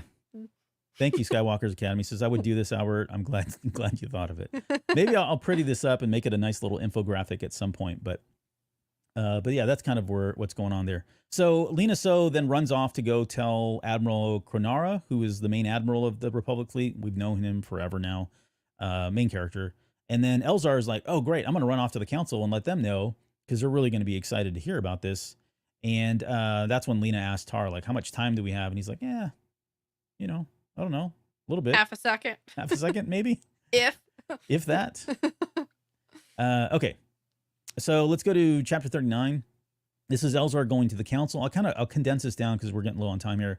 But you know, Rai Kisaka is there, Yoda's there, Lauru's there, and Murag is there, and they all kind of have different opinions. I think they're split between the two, right? Two of them are very cautious. The other two definitely see the value in at least making an attempt to do this. And Stellan, this is a really cool moment for Stellan. Like, he's so inspired. He's got so much hope that he actually does his best. I'm going to call it his best Stellan Geos impression, right? Let's see. Channeling him. He's channeling him for the first time, right? And he keeps making comments about this, about, like, you know, living on his shadow and trying to fill his boots, right? And all this. It's a lot on his shoulders, knowing that, you know, people are looking at him as the second coming of Stellan Geos, right or wrong. I think people do see him as that, and I think he sees himself as that, right? I think he feels like he has he's obligated to fulfill what Stellan Geos was and who Stellan Geos was when he died. He says as much at the end of Fallen Star. He has that really nice speech about, I'm never going to stop trying to be in the light that you were, kind of thing. I'm paraphrasing. So this is part of that carryover, and I think it's becoming too much. But this is a really good moment. He has a great speech in here where he kind of lets them have it, talks about being guardians and peacekeepers, and it really resonates with the Jedi Council. We won't get into all the details again because we're short on time, but it definitely makes an impact on them, and they take it to a vote, and they all agree right then and there that, yeah, okay, fine, we're going to help you. The Masters, they unanimously agree to let Elzar take a group of Jedi and some Vectors to join the RDC in the attack on the Stormwall. And then he turns away like, holy crap, I did it, kind of thing. And where does his mind go? It's not to the people that they're going to save. It's not to Tar for his plan. It's directly to freaking Avar. He says he bowed and backed away, his mind reeling. This was it. At last, they'd listened to him. Finally, he strode for the door, feeling taller than he had in months. I'm coming for you, Avar. Just hold on a little longer. I'm coming. So it's just a friend, Avar. Just a friend, Avar, right? It's just so selfish, and it's coming from I think it's coming from an innocent place, but it's so freaking dangerous. Again, there's just red flags like this out. He shouldn't be thinking about Avar. Of course, we know that's who he's going to think of first. But I just found it very interesting and very scary that that's where his mind went immediately. Well, and when it comes to just going back to his speech for the council, when it comes to actually convincing them to do something, it probably also helped that before this, he was just complaining like, we got to do something. We got to do something. Y'all need to come up with something. And he wasn't actually presenting any ideas. But this time he actually approaches them with, okay, now I've actually got something. True. And so I think that kind of is like, once he actually has an option, it's kind of harder for them to shoot that down, because it's like, we don't know when another option is going to come along. Yeah. Yeah. It's a good point. That makes sense. I mean, it's an easier pill for them to swallow if they actually have a plan. There's something material to work off, other than we just got to do something without quantifying what that is. So we get to chapter 41. this is like one of the, again, chapter 11 and chapter 41 are probably the most horrible chapters. 41 is where they try to do this, and it sounds like everything's going well. He's in command, which I thought was really awesome. Again, riding on this high of I'm Elzar Mann. He's almost acting in the sense of like a general during the Clone Wars, right? And again, I think this is kind of foreshadowing, mirroring what we see here a little bit later with after Attack of the Clones. But he's in command. This is his mission in a lot of ways. Indira Strokes is there, Newly Gang, Reed Somos, Bell Buryaga, Nib Assek is mentioned. I don't know. This is crazy. Nib Assek is mentioned in the book as being here, but she died in Light of the Jedi, if I'm not mistaken. And if you right, yeah, because when I read that, I was like, wait, Nib, how the hell did she live? Like maybe she's a Force ghost. But if you go read the digital version, they pulled her name out of it. So they caught it. Yeah, they caught it and corrected it. But if you have a physical copy, you can't really blame them. I mean, there's a lot of Jedi. There's a lot of dying Jedi to keep up with. Right. Yeah, I imagine there's like a poster board with just faces and names and just X's as they kind of go through them all. But nonetheless, that was just kind of a fun little trivia fact. They've got a long beam that's manned by a droid, and they're going to send that first to make sure that it's able to get through and doesn't blow up, which makes sense. And so they execute on this whole thing. And again, it's a really long chapter. George Mann does a great job of kind of describing everything and how it's all playing out. But the long and short of it is they take down the 6 buoys just like they planned. They send that first long beam in with the droid. It gets through. And then at that point, it's like, hell yes, all ships fly in kind of thing. And by the time they actually get to the storm wall, it's already self-repaired.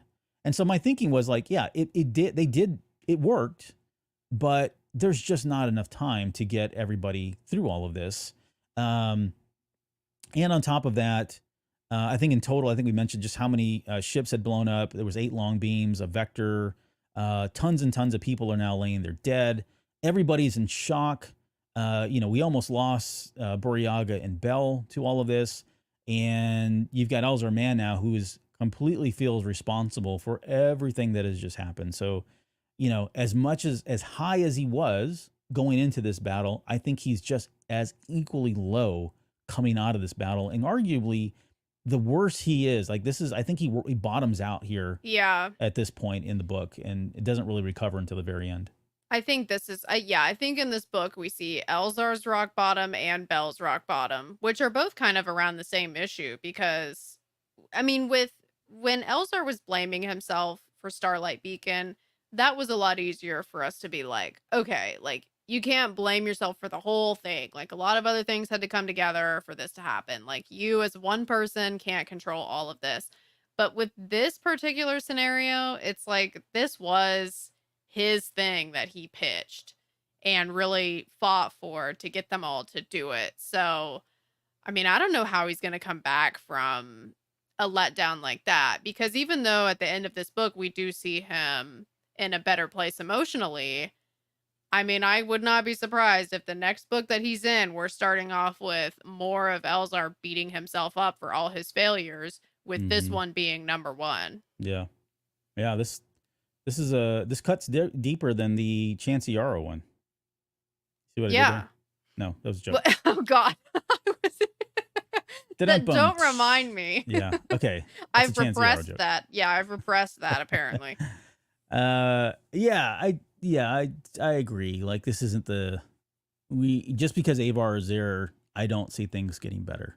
I think they're going to get worse. But yeah. Okay, so we get to chapter 45. They're in public space, and this chapter is just, again, he's rock bottomed. It's the worst chapter for him ever. It even starts, Elzar had never felt so alone. Those are the first words in this chapter. And that's saying a lot. So. It is. And it's such a stark difference. Like when he leaves chapter 39 with a little pep in his step and things are going great and I'm coming for you, Avar, this is the absolute opposite of that chapter in so many different ways. He has never felt so alone. He feels like he's trying to live up. This is where he really gets into this kind of self-reflection about trying to live up to Stellan Gios. He says he had never been able to do that, and he never would be. Like he's now resolved himself to, I'm never going to be that person. I'm never going to be a good Jedi. I'm never going to be the light. I've got all these flaws. All these things are wrong with me. He's blaming himself for all the lives that were just lost. You know, even Lena So is kind of doing it as well, right? But he's really taking the brunt of that and feeling that. You know, he blames himself for Starlight. He's just going through the list now. Again, he's going through the list and making sure that he's reminding himself that he is a problem and he is he's responsible for all these horrible things happening. He misses, you know, he feels like he constantly keeps underestimating the Nihil at every turn. He's missing Avar, so that's starting to sink in. He says that he can't even find peace now. Like he's trying to use those Orla Jareni techniques, and he's not able to connect with them. They're like they have no effect at this point. He's too far gone. He's just too far gone. And then he says, "I tried to connect with you, Avar, and that failed too." Right? That was him using the. It's your favorite word. What was it? That ancient the Templar. What was it? The Tythonic. The Tythonic resonator. Resonator. Thank you. I don't know why that word has just stayed with me. I don't know. But I It's can't impressive. remember what RDC stands for. Yeah, it's impressive. I'll take ancient Jedi tech for The 1,000. one thing that's mentioned one time. Yep. And then he ends his chapter by saying, "I lost you, Avar, and I've lost myself." Like it's such a bad chapter, but it's sad to see how far he's fallen at this point. Okay, 47. This is Lena So kind of doing the same thing, right? She's angry, she's furious, not sure of, how she's ever going to recover from this loss. She's starting to doubt everything, all the decisions that she's made. She's starting to second guess whether or not she should have taken Girastaros up on the offer, right? All that's kind of creeping in. And then she's there with Yoda, and Yoda's doing a really good job. Like, credit to Yoda. Like, when he needs to be there for you, he's there for you. He's telling her, like, you've done everything you could. That Ro is really is to blame here, not her. Says that Ro is just wanting for an opportunity to expand the Stormwall. Let me pause here because I want to ask you this question. I think I asked you about this earlier offline or when we weren't on air. But do you ever get the sense that maybe Marchion Ro? Because remember after they attacked the Stormwall originally, there was no retaliation. Like, it was dead silent. Nobody showed up. They had been sitting out there where they were gathering and waiting for this before they started taking down the storm seeds. And then even after all that, even after the destruction, nobody showed up from the Nihil. And I just wonder if this was part of Marchion Ro's. I could see him putting one of these storm seeds out there as a glitch kind of Easter egg thing to see if they find it, and allowing them to kind of self-destruct in this way to make them an example, or to give them a reason to expand the storm wall. But yeah, any thoughts around Luring whether or them not that was in. planned? I don't think it was planned. Like, I get what you mean about, like, kind of like if he would have set a lure for them to come after it. But to me, I felt like he knew that they would crack at some point and try to attack, or just try some random thing that they could just, they're like throwing spaghetti at the wall trying to see what sticks. Mhm. I think he knew that they would do something, and he was just waiting for the time that they would do it. I Yeah. don't think he planned it. I think he just had faith that if he waited long enough that they would crack, and then he could use that as his excuse. Yeah. And yeah, that's the more sane way to go, I think. Mine's kind of a crazy tinfoil hat conspiracy theory type thing. But Yoda says as much. Yoda says that, look, Ro was just waiting for an opportunity. He would have taken any opportunity to expand that storm wall, and this was the perfect opportunity. So he seized upon it. And then Yoda says at that point, like, he really has a big turn of heart and says, look, whatever you guys need, we're going to be there for you, right? Shades of... it's funny because in the Clone Wars, Yoda was very much against this. And here it's the actual inverse. Like, he's the proponent. That's Of the probably Jedi. why he's against it. That's exactly in the Clone right. Wars, yeah. Yep. Right. That's exactly right. That's why it's so, like, you see the weight on his shoulders when he realizes they've entered into yet another war in the Clone Wars. I really feel like it's a throwback to this, which is kind of cool. Yeah. But he also says that, what Ro has done is unsustainable. Like, at some point he's overstretched, he's overreached, he's going to crack at some point. They're now going to take capturing a path drive as a priority for them. Okay, so the Nameless, yes, is still a priority, but getting a path drive is a priority now for the Jedi. So they're recommitting to that. He has this quote in here. It says, intertwined with the history of the Nihil, the Nameless are. Unlock the truth of them, and the answers will become clear, said Yoda. Then he goes on to say, we grow closer to understanding with the help of Aslan, And through the dedication of Jedi such as Reath Silas, and Emmerich Camptor, soon we will know the truth. I want to ask you something. Was there anything in phase 2 that they gave us? Because I could not think of anything of it. I knew you were closer to phase 2 than I was. Was there anything that was revealed that would play into what Yoda's saying here? Meaning that the key to all of this is understanding the nameless, right? That this is the cipher. You solve that, and all this, the nihil, and all this is going to go away. I don't remember anything being so transparent in phase 2, but can you think of anything close to that? There's not anything explicitly stated, but I mean, what I guess like my theory as to what he could be talking about is in Path of Vengeance, there is, yeah, Path of Vengeance. Okay. I was getting Path of Deceit and Path of Vengeance confused. In Path of Vengeance, there is a time when they go to the planet of the Nameless that they're actually from. And you get the Mm, sense that the Force is so like, it's like the planet is like supercharged with the Force to where it's almost like too much of the Force and it's making people behave weird.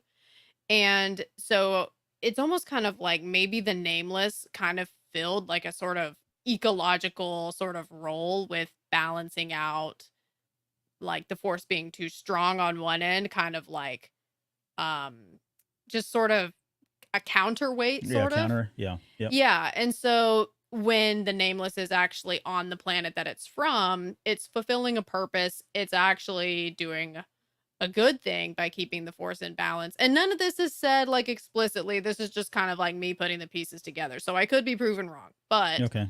so all of this is making me think that if you just put the Nameless back on their planet that they came from, put that thing back where it came from for my Monsters Inc. fans, if you just put them back there, then they will fulfill their role that they're meant to have on their own planet, and then they stop being a problem for everyone else. When they're on their own planet, it's fine. Yeah. So I'm almost wondering if Yoda's talking about like what we need to learn about the Nameless is where they come from, how to get them back to that point.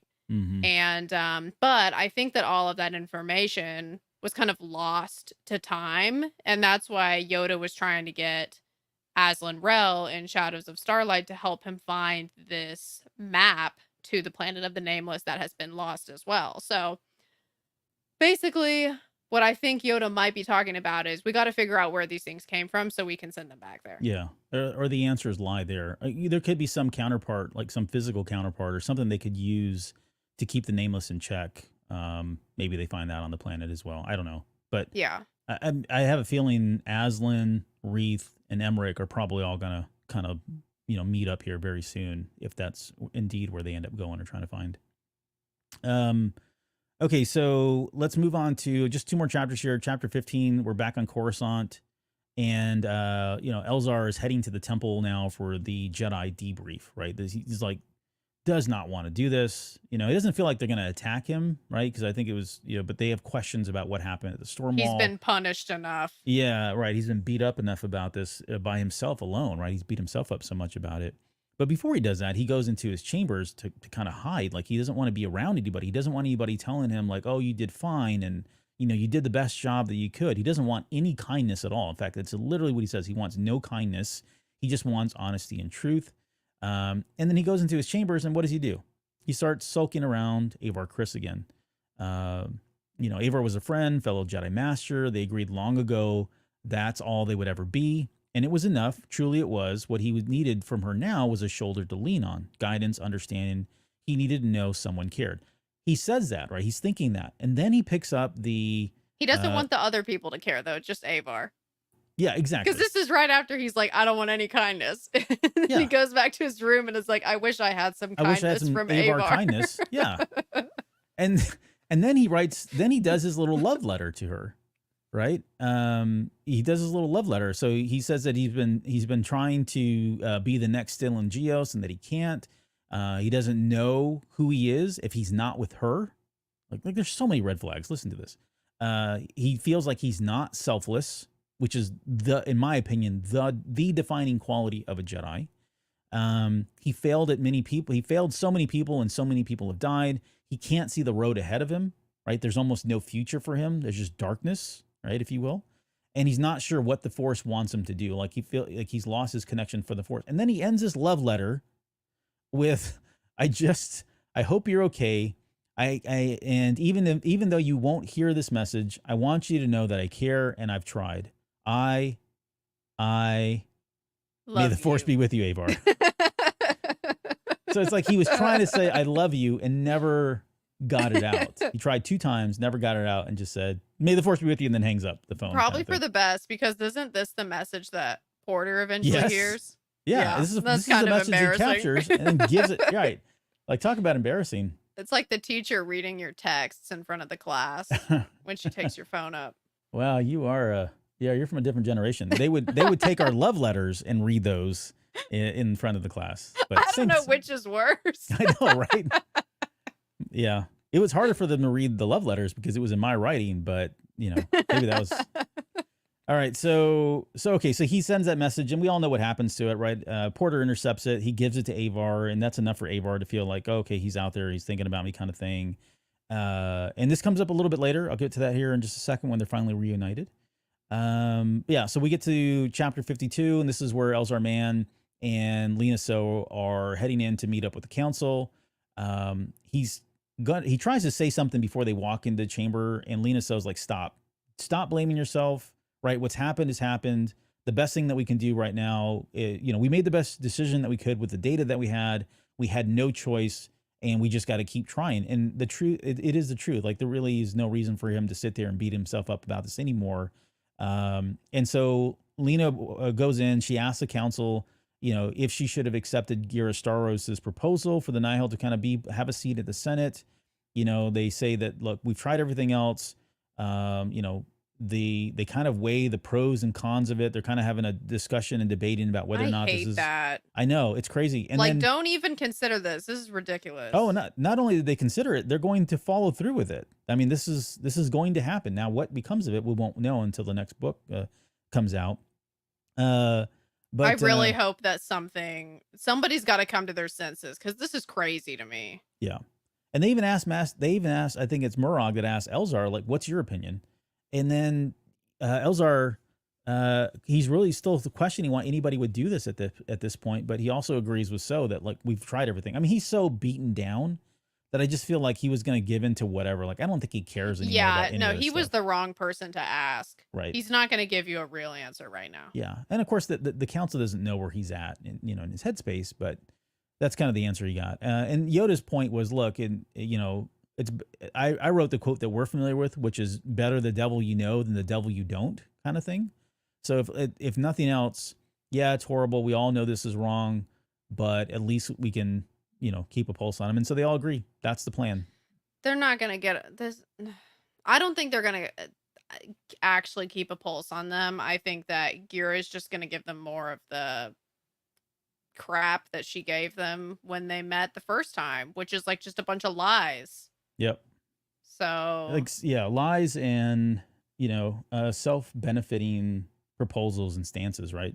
She's in it for herself. And we've talked, we'll get into her head in the next episode. But One Up versus CPU says, that reminds me that Marta says they should have just never taken them back from their home. But when we see the levelers on Rystan and the Rising Storm, so she never took it back. Right. It's sitting on the, what was it? The little frozen place that he took the force sensitive eagle thing through.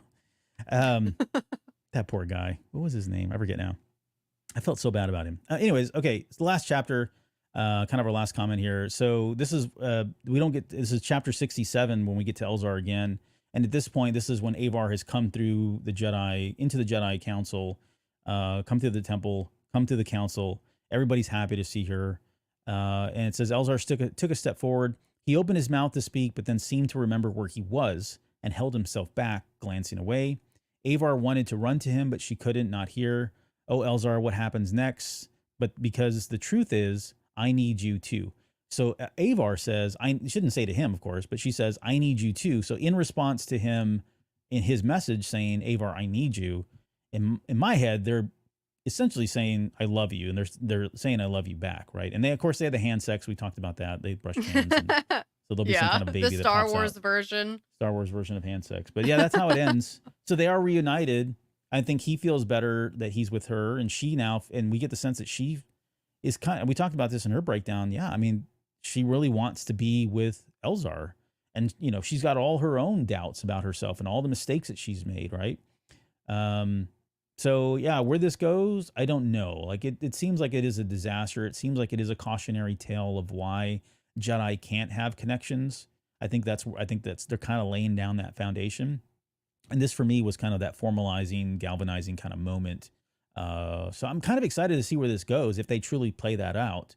Because yeah, I think it's going to be disastrous. I think I kind of want some drama to come from the Jedi Council. I want to see why we get to the Jedi and where they are by the time we get to the Phantom Menace. And maybe it plays into Acolyte as well. I'm not sure. But anyways, I guess your kind of final thoughts before we end the show here on this.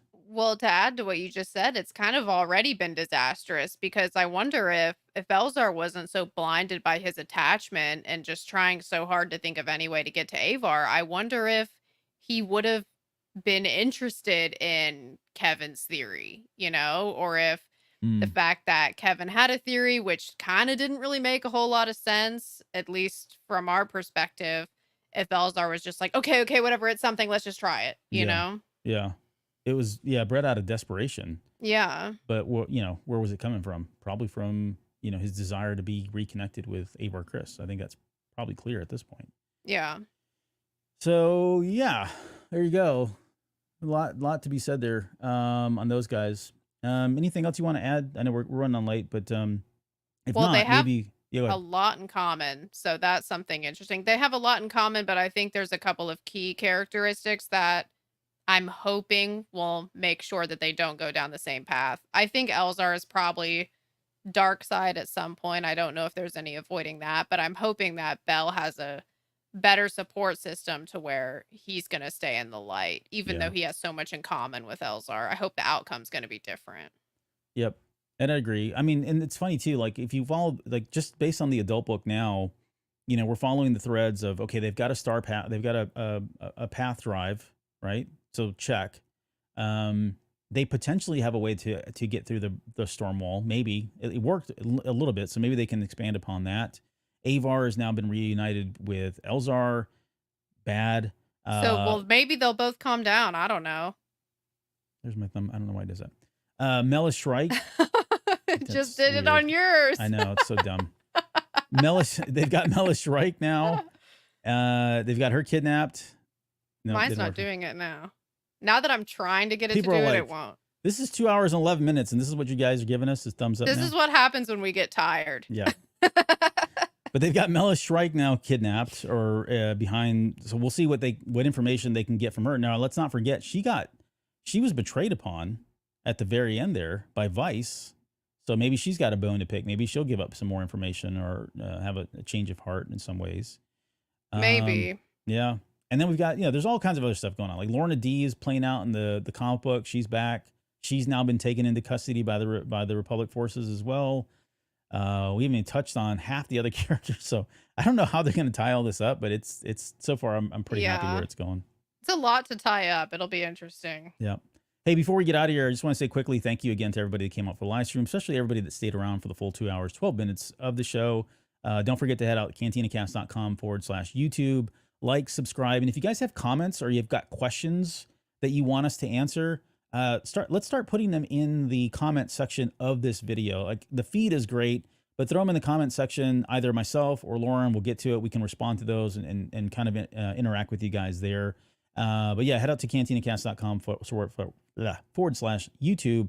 And then the last thing, Lauren, before we go, do you want to give some shout outs to all the people that joined us on the live show tonight?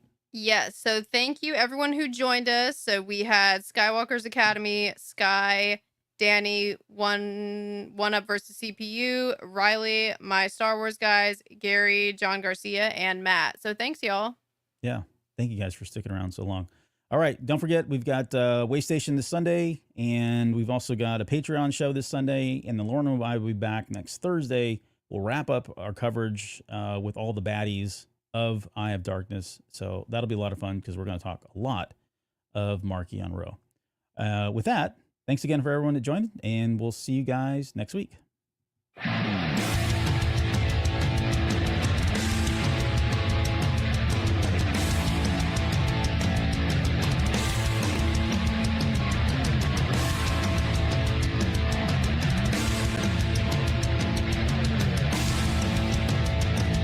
You're still listening? Wow. That's amazing. Well, I'm here to give you the disclaimer. Normally we do a big, long, drawn-out disclaimer thing saying what's what and who's what and all that other stuff, but I think you guys kind of know that Lucasfilm and Disney have no affiliation with us at all, and we have none with them. We talk about Star Wars, which is their property and all that other good, fun stuff, but I think you can tell which is our stuff and which is their stuff. If you can't, well, then send a lawyer to send an email to me, and I'll be glad to chat with them. Other than that, you know what's what, so that's your disclaimer.